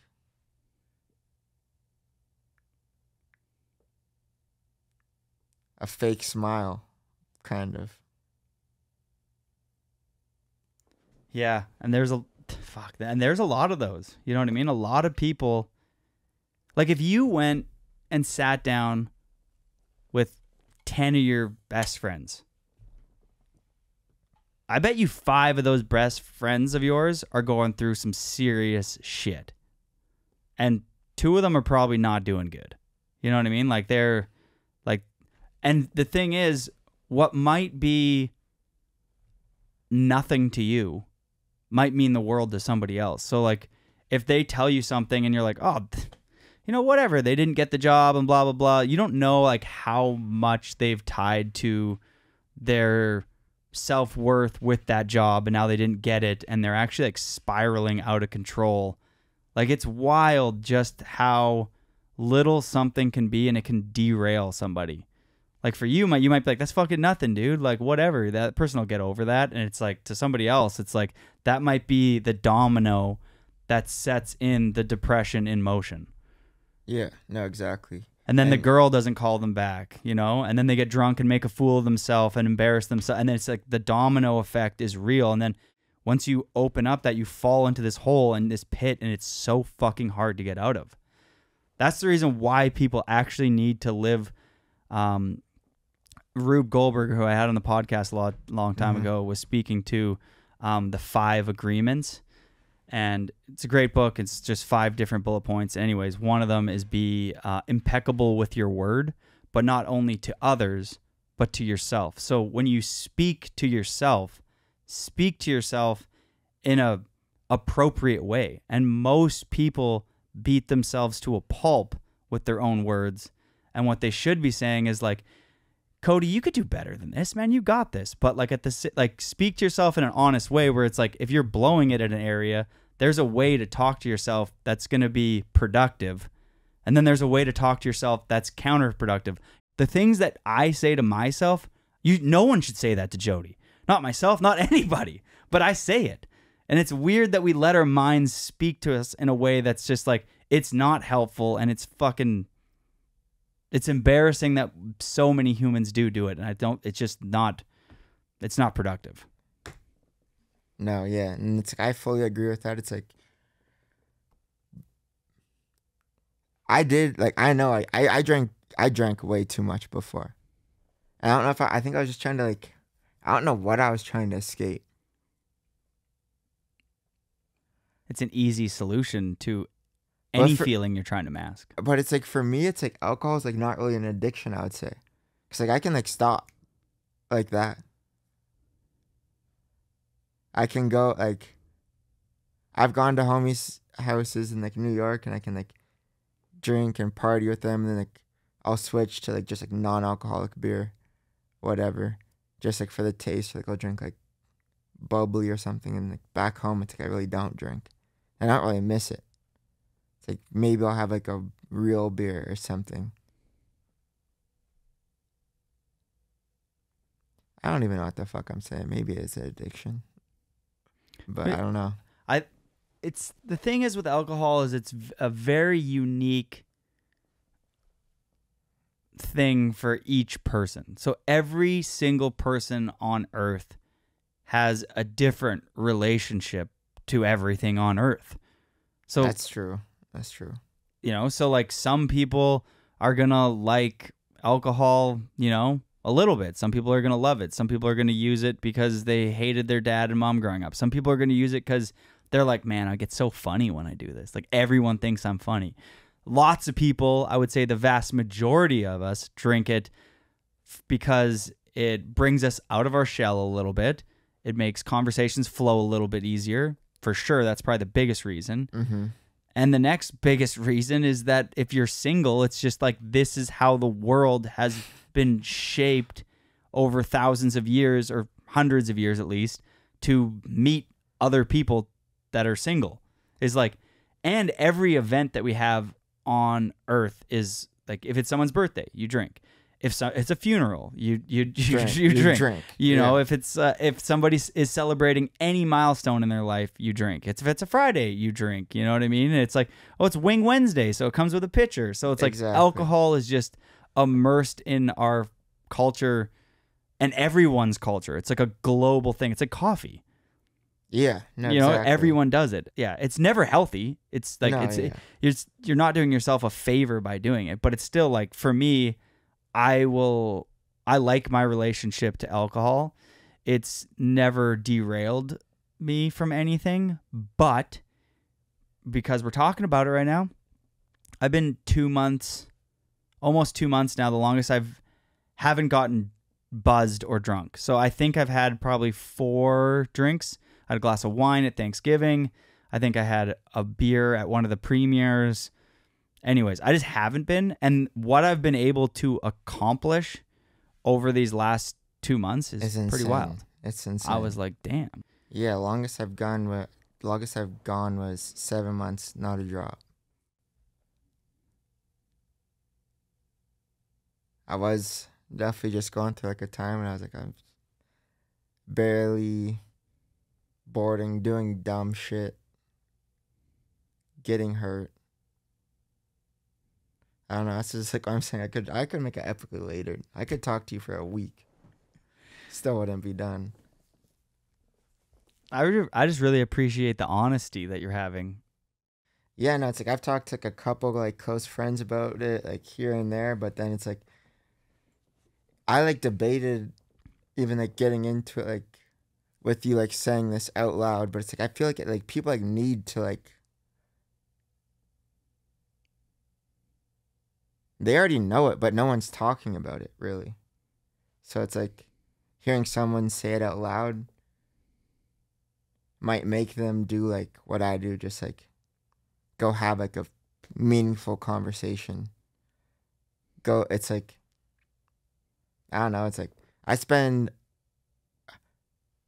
she pisses me off, but I love my niece so much. I love that little girl so much.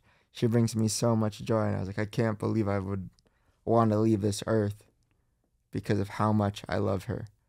And like all my family and friends. But I think it's maybe because she just pisses me off more. I want to stay.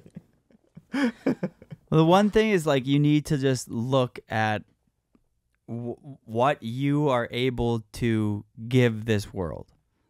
What is Kody able to give this world? Well, an easy thing that you could give this world is fucking inspiration. Like, you've been through such a traumatic brain injury, and through living a normal life and being able to get back on your snowboard and your skateboard and start this brand dome piece. Like, there's a ripple effect to you working your ass off and moving in that positive, inspiring direction that's going to help so many people in their funks draw inspiration from you, and they're going to fucking head in that direction too. Like, there's a ripple effect to you just existing and doing the best that you can, because there's so many people that you don't even realize that probably really look up to you.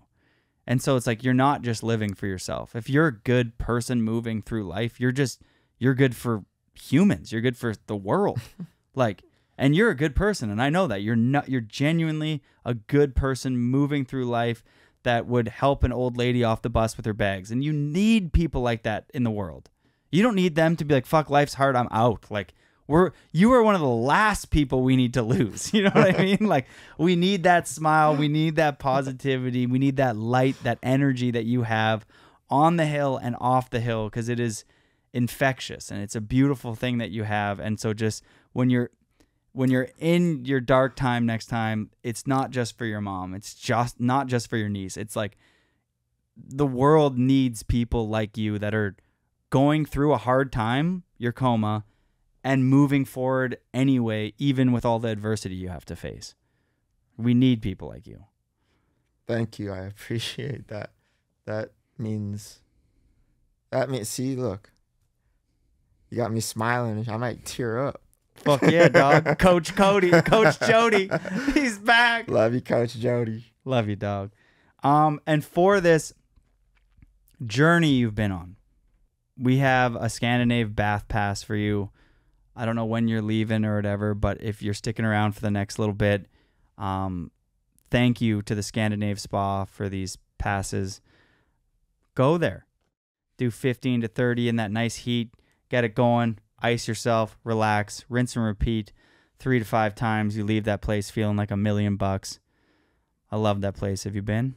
I have been. Well, you're going back. I do love. I love that spot. I love it. Dome piece. Let's Dome talk about piece. that. And while we're going to talk about that, let's bring up a Patreon question. I know we're a little deep in the podcast, but we've been flowing here. Thank you to our Patreon members. If you've been listening to the show for a while, consider subscribing to our Patreon community. It's anywhere from, I think, $4 to $50. And a bunch of the $50 one a month is, it's called I'm Rich, bitch. No one's subscribed to that one. It's out there because maybe somebody's dummy rich and they want to support it, Kody. But nobody has extra money these days. All right, we got a Patreon member. Asami, who's a photographer down in Vancouver. Shout outs to him. Thank you for supporting the show. He said, Dome Piece is an incredible movement in snowboarding and promotes the awareness of helmets. Do you think that this progress could ever reach into skateboarding? Beyond proud of you, Kody, Max, and Asami. Shout out Max and Asami. Thank you for everything you guys have been doing for me. Continue to do. I would love to see it reach skateboarding. It is going to be a lot harder, but we'll get there. Why do you think wearing a helmet has so much stigma around it in these cultures, like skateboarding, snowboarding? I have asked people. I wanted to do my own interview actually, and but yeah, it's just like the style of like wearing whatever hat they want to wear or whatever that day. Like they're like, no, it's like oh, it's not the style. I mean, it's interesting to me. Last year was the first time that I rode the park a couple times with a helmet. The year before, I had a bad concussion. And now that I'm older, I'm starting to feel the long-term effects, I think, of some concussions, and I've been looking at wearing them more often. I always wear a mouth guard when I'm filming, especially in the backcountry. You want to do that with the rag dolls and stuff, just for your... Oh, yeah. But, yeah, I don't know. Like, I don't know what it is. I commonly ask myself, why does nobody wear a helmet? When every single person in moto wears a helmet. Every single person in mountain biking wears them. For the most part. Obviously, there's always that counterculture community that's just like fucking raw as fuck, and they're just like, they don't do it. And there's something that's badass about that. But why do we think that it's badass to not care about, like, it's a weird question, and I am part of that community and part of that generation that grew up idolizing people that didn't wear helmets. And then it's until someone like yourself has a TBI that's so severe that snowboarding gives you a stamp that goes, Kody can wear a helmet forever and he's still cool.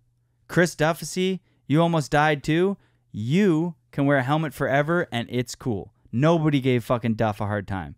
But if Duff didn't have that brain injury and started wearing a helmet on the Form 8, would he have stayed on the Form? Like, you know what I mean? It's definitely, it's like, I've thought of, it's like, coming from Ontario, if you ride park, you have to have a helmet on in the park to get into the park. You have to wear a helmet. I moved to Bear in 2012. 2013. Mom still's like, are you wearing a helmet? I was like, yeah, Mom. Got the helmet on. Psych. Sunday in the park edit comes out. The helmet flew off. I don't know what happened. Yeah. But I don't know. It's just like, maybe it was more like comfortable without it on, but I'm just so used to it now. Doesn't bother me at all. And I have to wear a helmet. If you were wearing a helmet during your first concussion, the one a couple days prior to your TBI, would you have escaped that one, the gap front board, if you were wearing a helmet? Yes, but it's so hard to tell because I've had so many concussions growing up. So it's like you just hit your head repeatedly. It's like they're only gonna they do just get worse.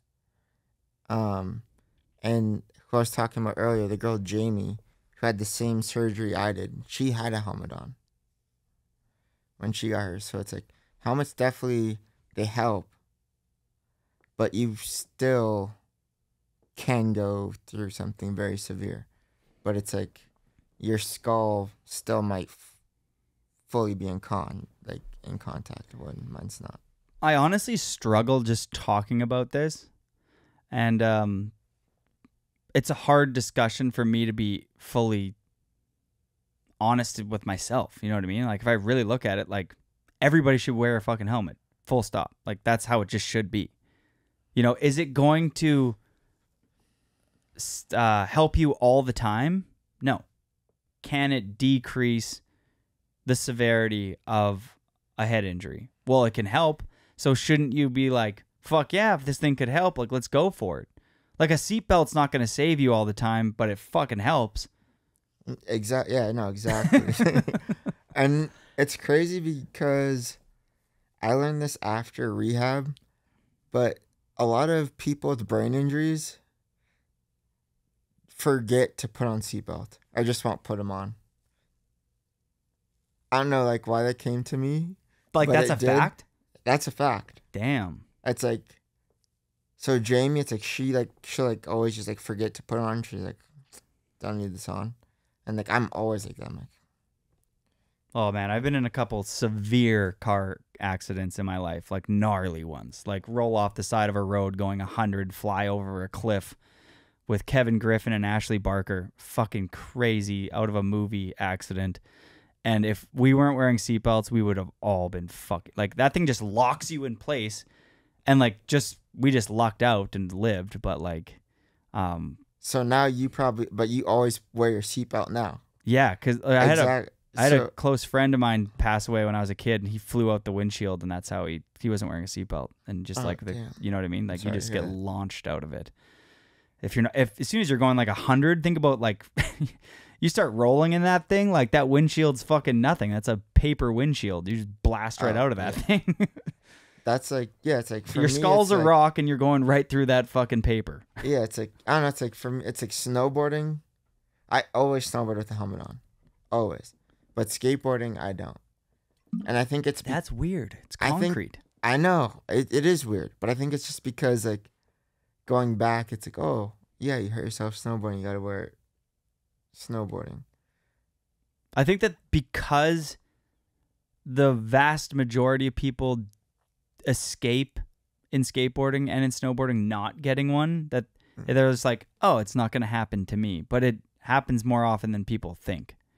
Yeah. No, absolutely.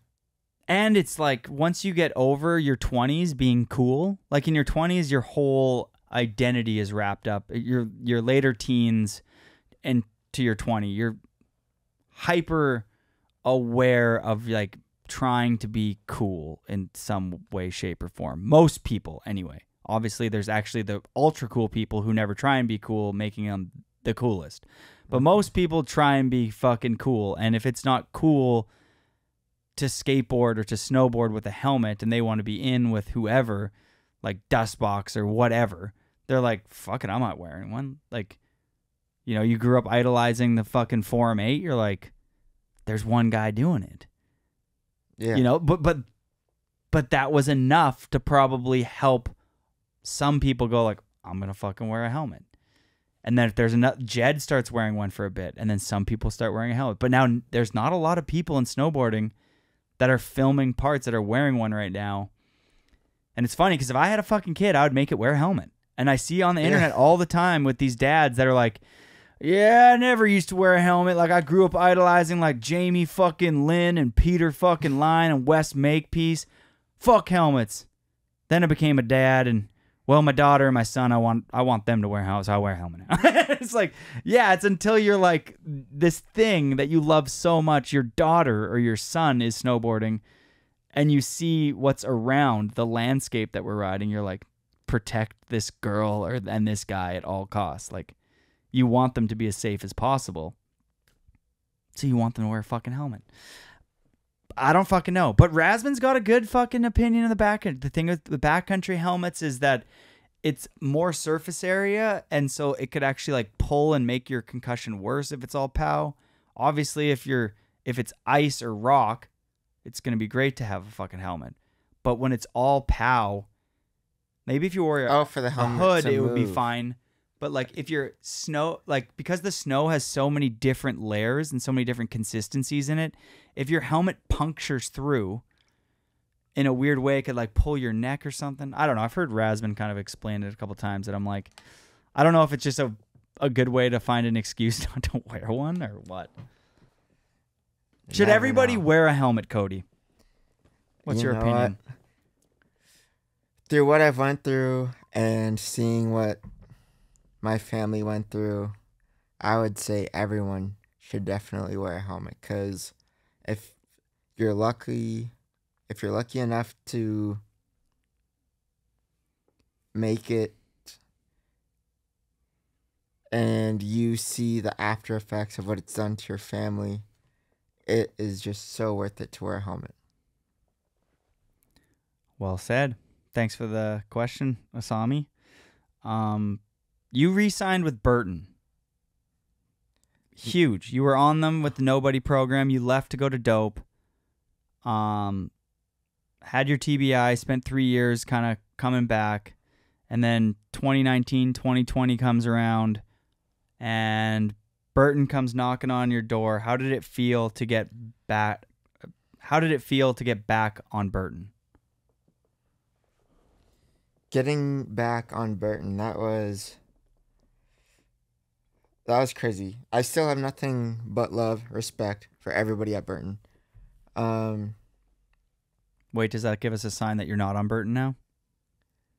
Oh, did I say that out loud? Can you say that yet or no? Sure, yeah. Okay, No. so you were on Burton, then you were off Burton, and then you're on Burton, and now you're off Burton. Yes, I'm a free agent every single way right now. Wait, you're fully open? This is going to come out in like 2 weeks, so people can come knocking on your door? No contracts are signed? There is nothing signed. There's nothing signed. Free agent. And guess what, everybody? This is a multifaceted snowboarder who can speak to the ultra core while also speaking to your intermediate consumer. He's got a great smile. He could be a model. He could mentor the youth. And he's probably a better fucking snowboarder than most people on your team. I mean, fuck. Even when you re-signed with Burton, dude, like the hard way 360 50-50 at Mount Hood, like I remember seeing that clip and I was like, what the fuck? Like that clip is absolutely mind melting. That's when I just learned how to snowboard again. Yeah, okay. Learned how to. I did. He's like, I couldn't walk, I couldn't talk, I couldn't write, but boarding, hard way, front three, fitty. My dog. It's like riding a bike. You're like, this shit's easy. I was just like, fuck. I was like, yeah. I was like, you know what? Hard way, front three. I was like, Burton wants me to come back for this movie. I got to do something. Yeah, like Burton One World, I'm in. What was harder for you to get comfortable doing again? Snowboarding or skateboarding? Snowboarding. Snowboarding, I love rails that have down and flats and then more downs and all the kinks, all that stuff. But knowing that I got hurt on a down flat down, whatever it was, those are like it's like a mind block. So that's why I did the hard way front three, actually. It's easy. I was like, we'll just miss this part and I'll just land here. Jeeves always used to tell me that one. He's like, when in doubt, gap it out. Can definitely see Jeeves saying that. We were in the era of like gap 270, 450, Eddie Wall, Travis Kennedy, gap it. I love it. I love it now. Uh-oh. Stevie Bell. Is he calling? Yeah. What? Hello, this is Airtime Podcast. Hey, what's up? It's Stevie Bell calling in for fucking Kody Williams. We don't always accept calls on the podcast, but we do when it's Stevie Bell. What's up, fools? Oh, we're chilling, dude. How you doing? I'm chilling, man. I was just watching my stupid ass Dallas Cowboys get their ass whooped again, so we're trash. Nothing's changed. Damn. You chose the worst. You suck. I mean, that's what you get for picking the Dallas Cowboys, honestly. Dog, I didn't choose it. I was born into it, okay? I'm sorry. Green Bay Packers, baby. Oh, my God. I'm hanging up right fucking now. No, I'm kidding, dude. I watched the CFL. Go Bombers. Oh, my God. It's a slower paced football game. Out of all teams, you had to say the Green Bay Packers? For real? No, I told you. I watched the CFL. It's the Canadian Football League. Oh, yeah. CFL's actually pretty dope. Yeah, I had a homie that played for the team, I think, out of Montreal, I think, or something like that. Oh, the Alouettes.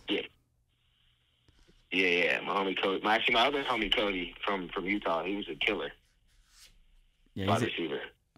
That's wicked. So I got 2 questions for you since we got you on the mic right now.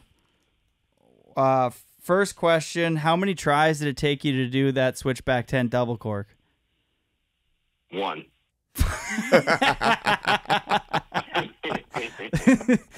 How many years? How many years were you snowboarding before your first part? How many years snowboarding before my first part? Was it in One Love or Moment of Truth? No. So Moment of Truth was before me. My very first video part was One Love, but I started snowboarding the year before that. Yo, you hear that, everybody? And that part is insane. Stevie Bell is the GOAT. Dude, wow. Talk about naturally talented, dude. I'm kind of weird. Like, when I get into something, like, I get obsessed with things. Like, that's how it was with skating and moto. Like, I got my homies. So let me give you a quick backstory. So I started my action sports, like, kind of journey, like, a couple years before. I think I started snowboarding when I was, 16. Yeah, no, because I had 16, 17, and then I went pro at 18. So 16 I started, 17 I filmed One Love, and then 18 I went pro for Forum. But 15 was actually the year I started snowboarding, but I was also racing motocross, and I broke my femur bone on Thanksgiving Day 2000 when I was 15. I think it was 2003 or some shit. I don't really know like the dates. So then I actually couldn't snowboard that year, so I didn't actually really start snowboarding until I was 16. And then I filmed the One Love, and then got on Forum and filmed Forum that the second year. One of the greatest snowboarders of all time, everybody. Stevie Bell, take notes.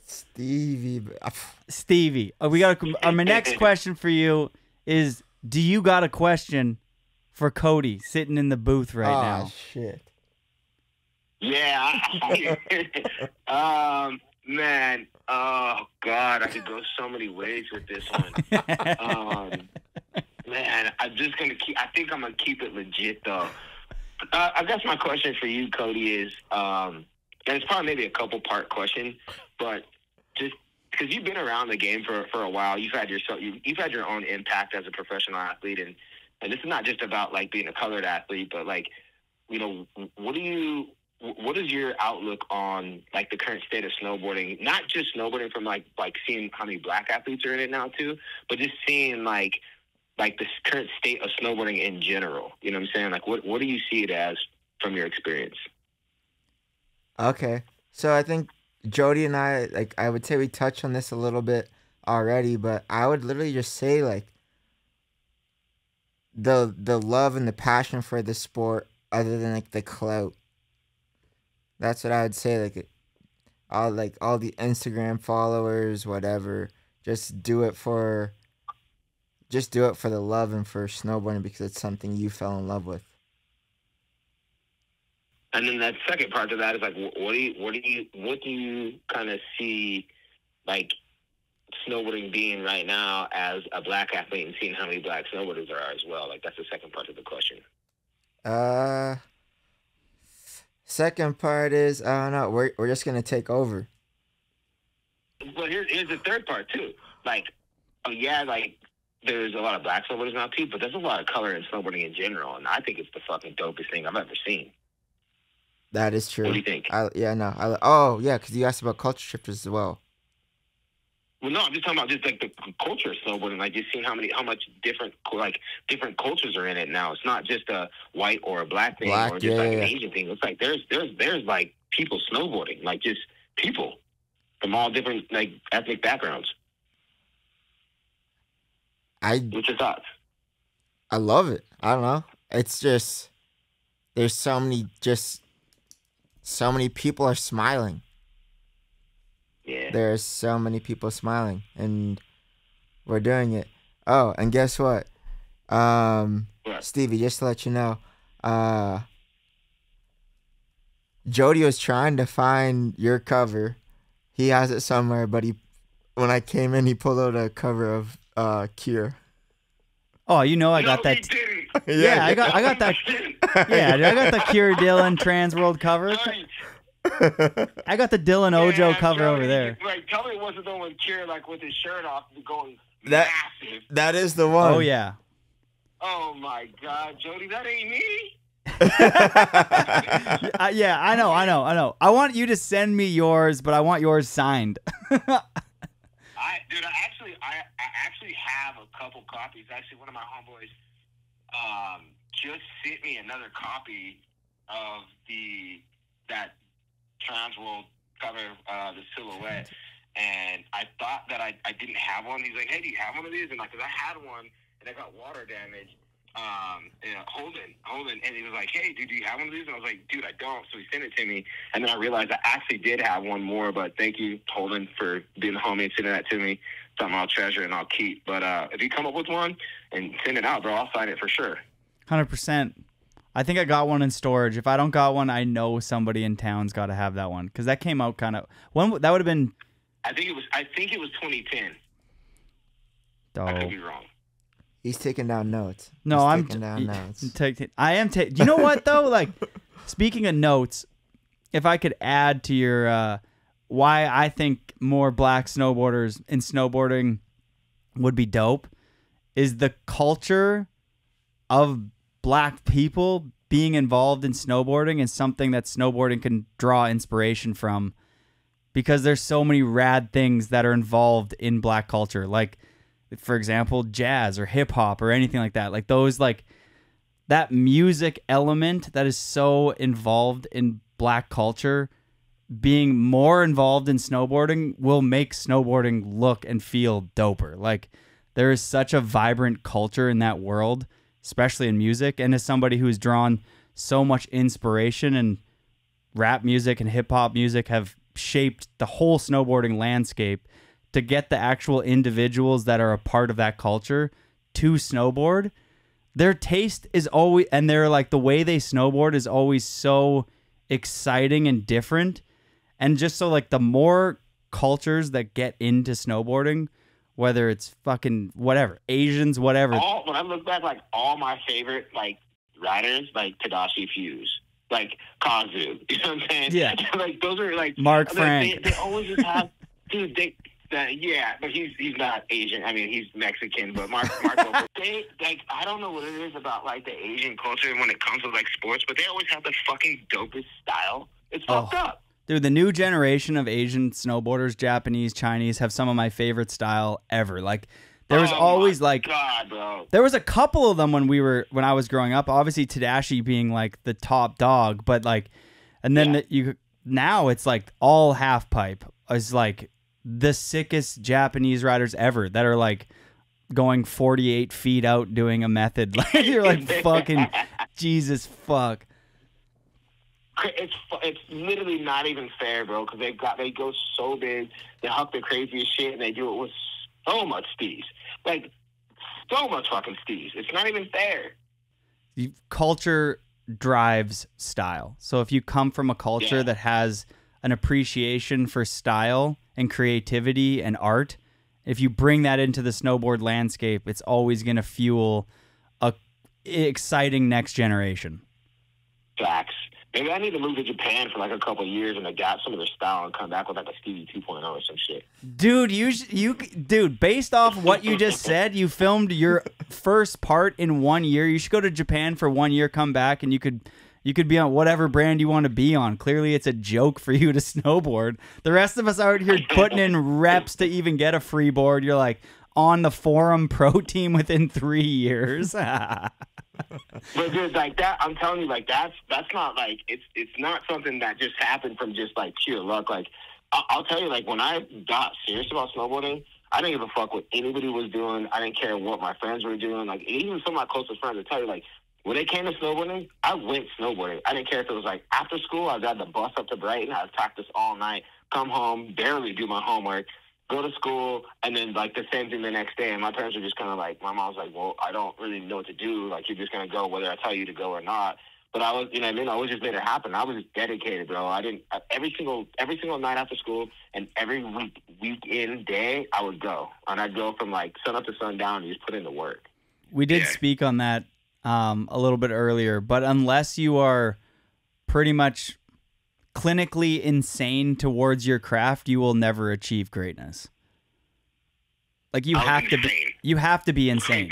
Like, you know what I mean? You have to be so insane that everybody else around you thinks you're fucking crazy. And then that's when you're actually going to unlock some shit, which is exactly what you did. Yeah.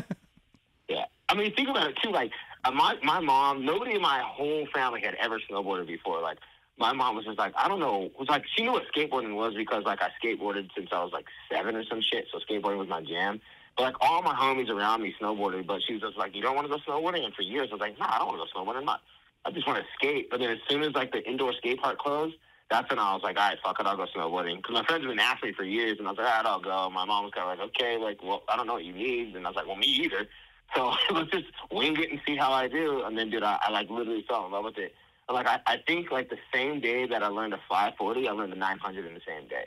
Like, that's kind of how dedicated I got to it. Stevie, well, we got you on the line here. Maybe a question for you, and then Kody can follow up. But my next question for Kody was culture shifters, these events, programs, and since we have you on the line here, what do you think those programs do, and why are they so important? Culture shifters is a rad event. I think that Burton and the Carpenters and Zed and Salima and everybody else involved. I know there's a whole team that makes the whole thing. It's dope, you know. It's kind of like, I remember the first time I went to Culture Shifters, I think it was like 2 or 3 years ago, getting there and just kind of being blown away, especially because, like, I don't know, I came from the era where I was literally the only black snowboarder, and this is before, like, YouTube and all that other shit was big. So, like, for me to understand or research other black snowboarders before me, like Uncle Russ, or like Ben Hinckley, or even like Dylan Ojo, who was kind of during the same time as me.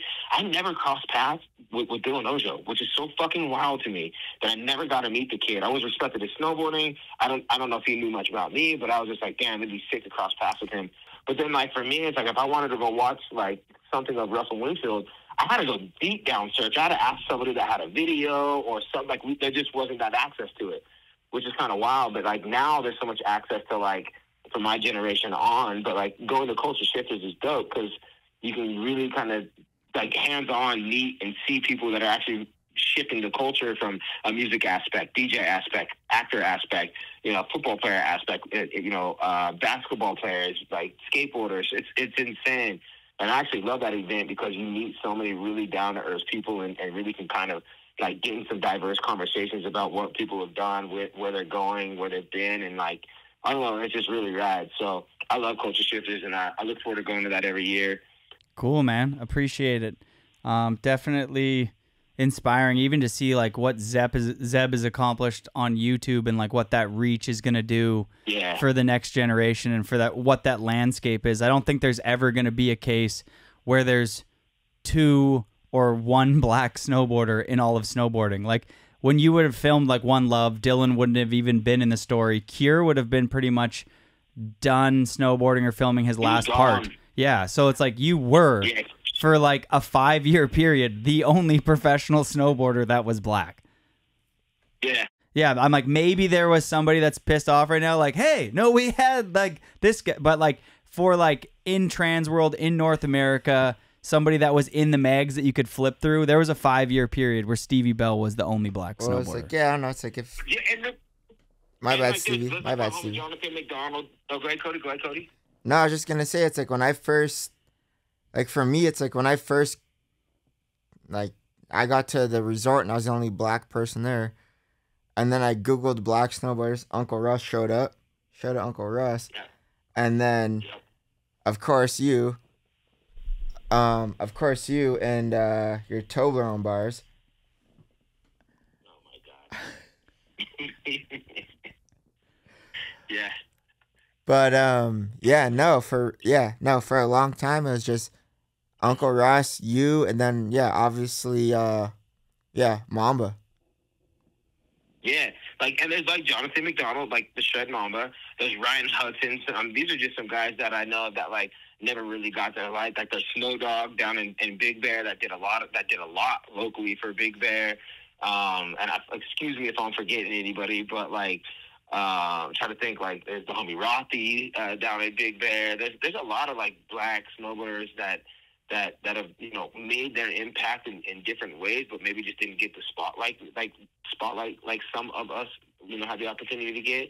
But, you know, there's been those certain characters that I've crossed paths with that have made an impact in my life, and hopefully I made an impact in their life just over time. And, you know, some people got more spotlight than others, but I mean, it's always been something that's there, but it's just, you know, it's growing and growing and growing and getting bigger and better as we speak, you know.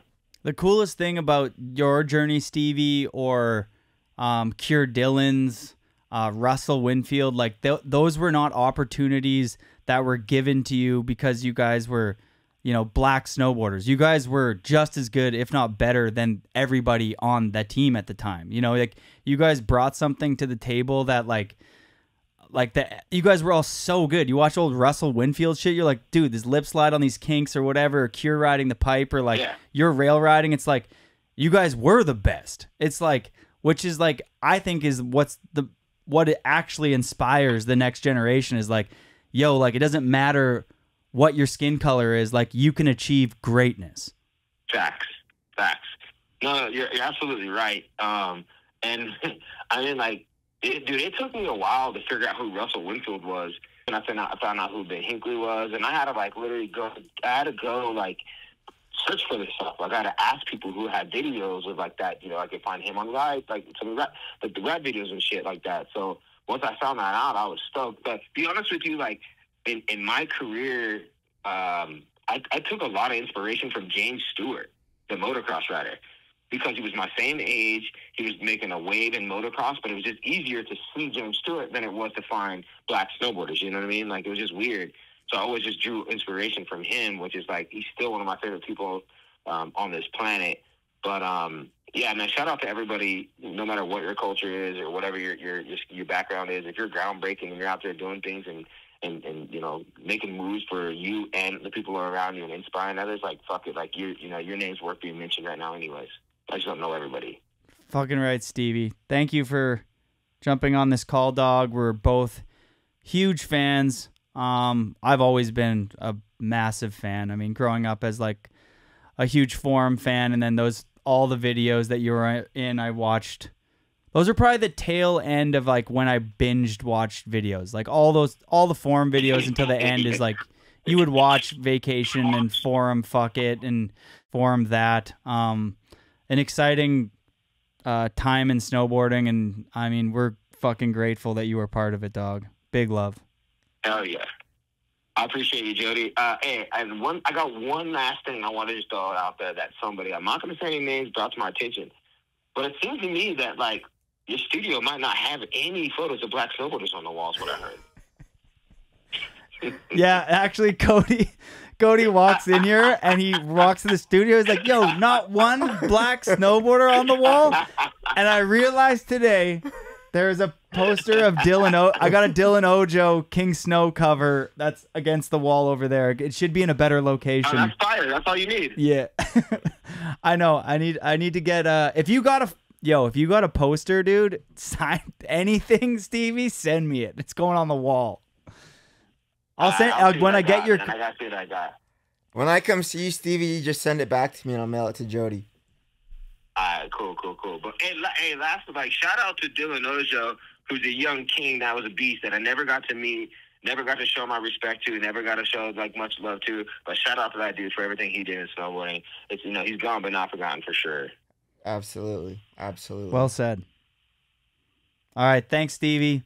Hope to connect soon, dude. Yes, Until then, dude. Absolutely. Take care, Jody. Take care, Kody. I'll holler at you guys later. Later, brother. Love you. Peace, Stevie. Love you too. Late. Later, boys. Back. He wrapped up his career like fast. It was like, you know, Forum kind of ended, and he was just like fucking him out. Like, yeah. It was like, I respected that, but I felt like it could have been like he could have kept going for a bit. Like he had gas in the tank. It's almost like he just wasn't still going. Yeah. Well, he's never going to not be a boarder similar No, to like yeah. us, you know what I mean? But I think he could have kept going in like the pro landscape, like filming Stevie parts, you know? He was filming like he was at the forefront of progression for a long time there. Like the back 50 bail that he has on that fucking the wooden whatever kink. Oh, maybe that's why he stopped. He watched that clip again and he's like, I'm out. Kody, thank you for coming on the show. We got 10 questions here, and then we're going to grab dinner. You can grab yourself a pair of those Skullcandy headphones. We got the dime, and we got the icon there. You can only grab the dimes. Oh, you're calling me a dime. Thank you. Okay. Best style currently and back in the day. Damn. I'm gonna have to go back to Tommy G. It doesn't change that much on me. Back in the day, Bradshaw. Good pick. Career highlight. Put me on that cover. You're waiting for that, you mean? Yes. So if your career highlight will hypothetically be when you get a cover. Yes. Nice. Somebody give this guy a cover. One skill you wish you had. Swimming. You can't swim? I'm just kidding. Dude, come on. This shit got me. It's like you got arms, dog. You had a head fucking injury, not an arm injury. Start paddling. Damn. Front threes like you. Honestly, I'm just gonna take that compliment and run with it. Thank you. All right, if you could have a pro model with anybody, you have a pro model with Sandbox, Dome Piece, Sandbox collab. Go check that out. But if you could have a pro model with anyone else, who would you want it to be with?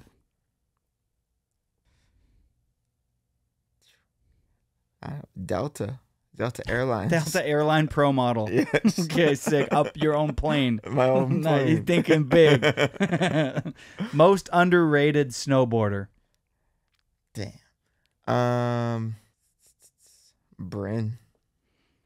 I mean, it's a good pick. What keeps you up at night? The moon.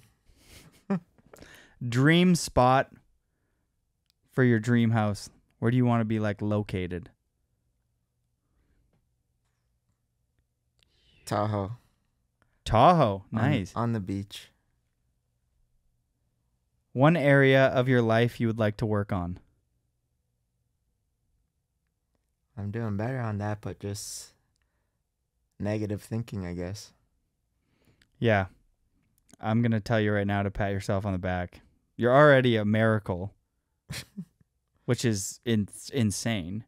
And then, like, look at where you are. Like, you're fucking snowboarding at, like, the highest level, skating, like, pat yourself on the back, dog. You're doing cool things.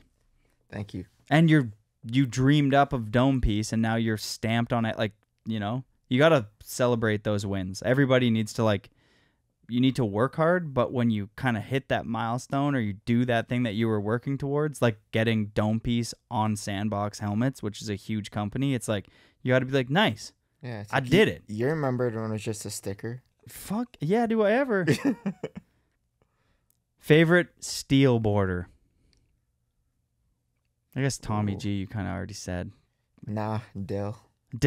I'm glad you changed that up. Sorry for interrupting. All right. Who is the GOAT? Ojo forever. Nice.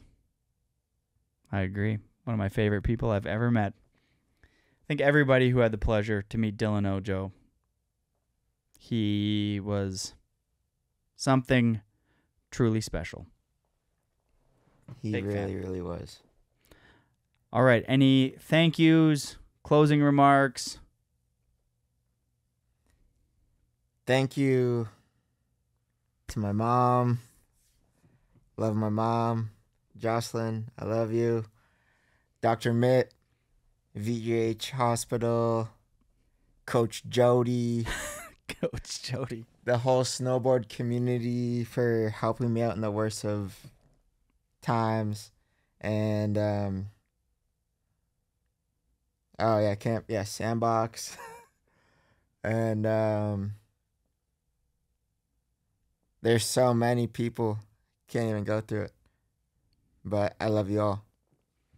All right. Well, Kody, I love you, dog. Snowboarding loves you. Thank you for being here. Thank you for not giving up. I know that you mentioned a couple times here that life was hard for you, but just keep moving forward. And when you hit those dark times, and I'm saying this for you and myself, because I too have negative thoughts, just remember to keep pushing, you know? Will do. And thank you. And I will always be here for you because I'm not going anywhere. Good. And if anybody feels like reaching out, and I mean anybody, reach out to me and I'll be there to talk to you. I'm going to start public speaking soon. That goes for all of you. All of you. All of you. Yeah. Love you, dog. Thank you for, and before we completely close this off, thank you for being vulnerable and actually speaking about real life issues beyond just snowboard chat, because there's some people here today that listened to the end that needed that, I'm sure. So including myself to some degree. So thank you. No, thank you. I appreciate it. Thank you for having me on the show. Let's go get some food. Peace, everybody. Take care of each other. Peace. Have a good day. Peace. The Airtime Podcast is presented by Van Shoes since 1966. There's nothing fake about it.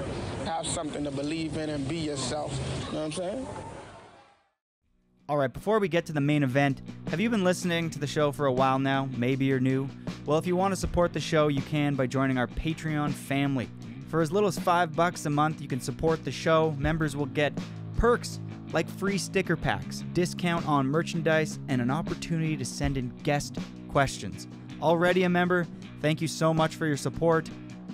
Means the world. For more information, visit patreon.com/airtimepodcast.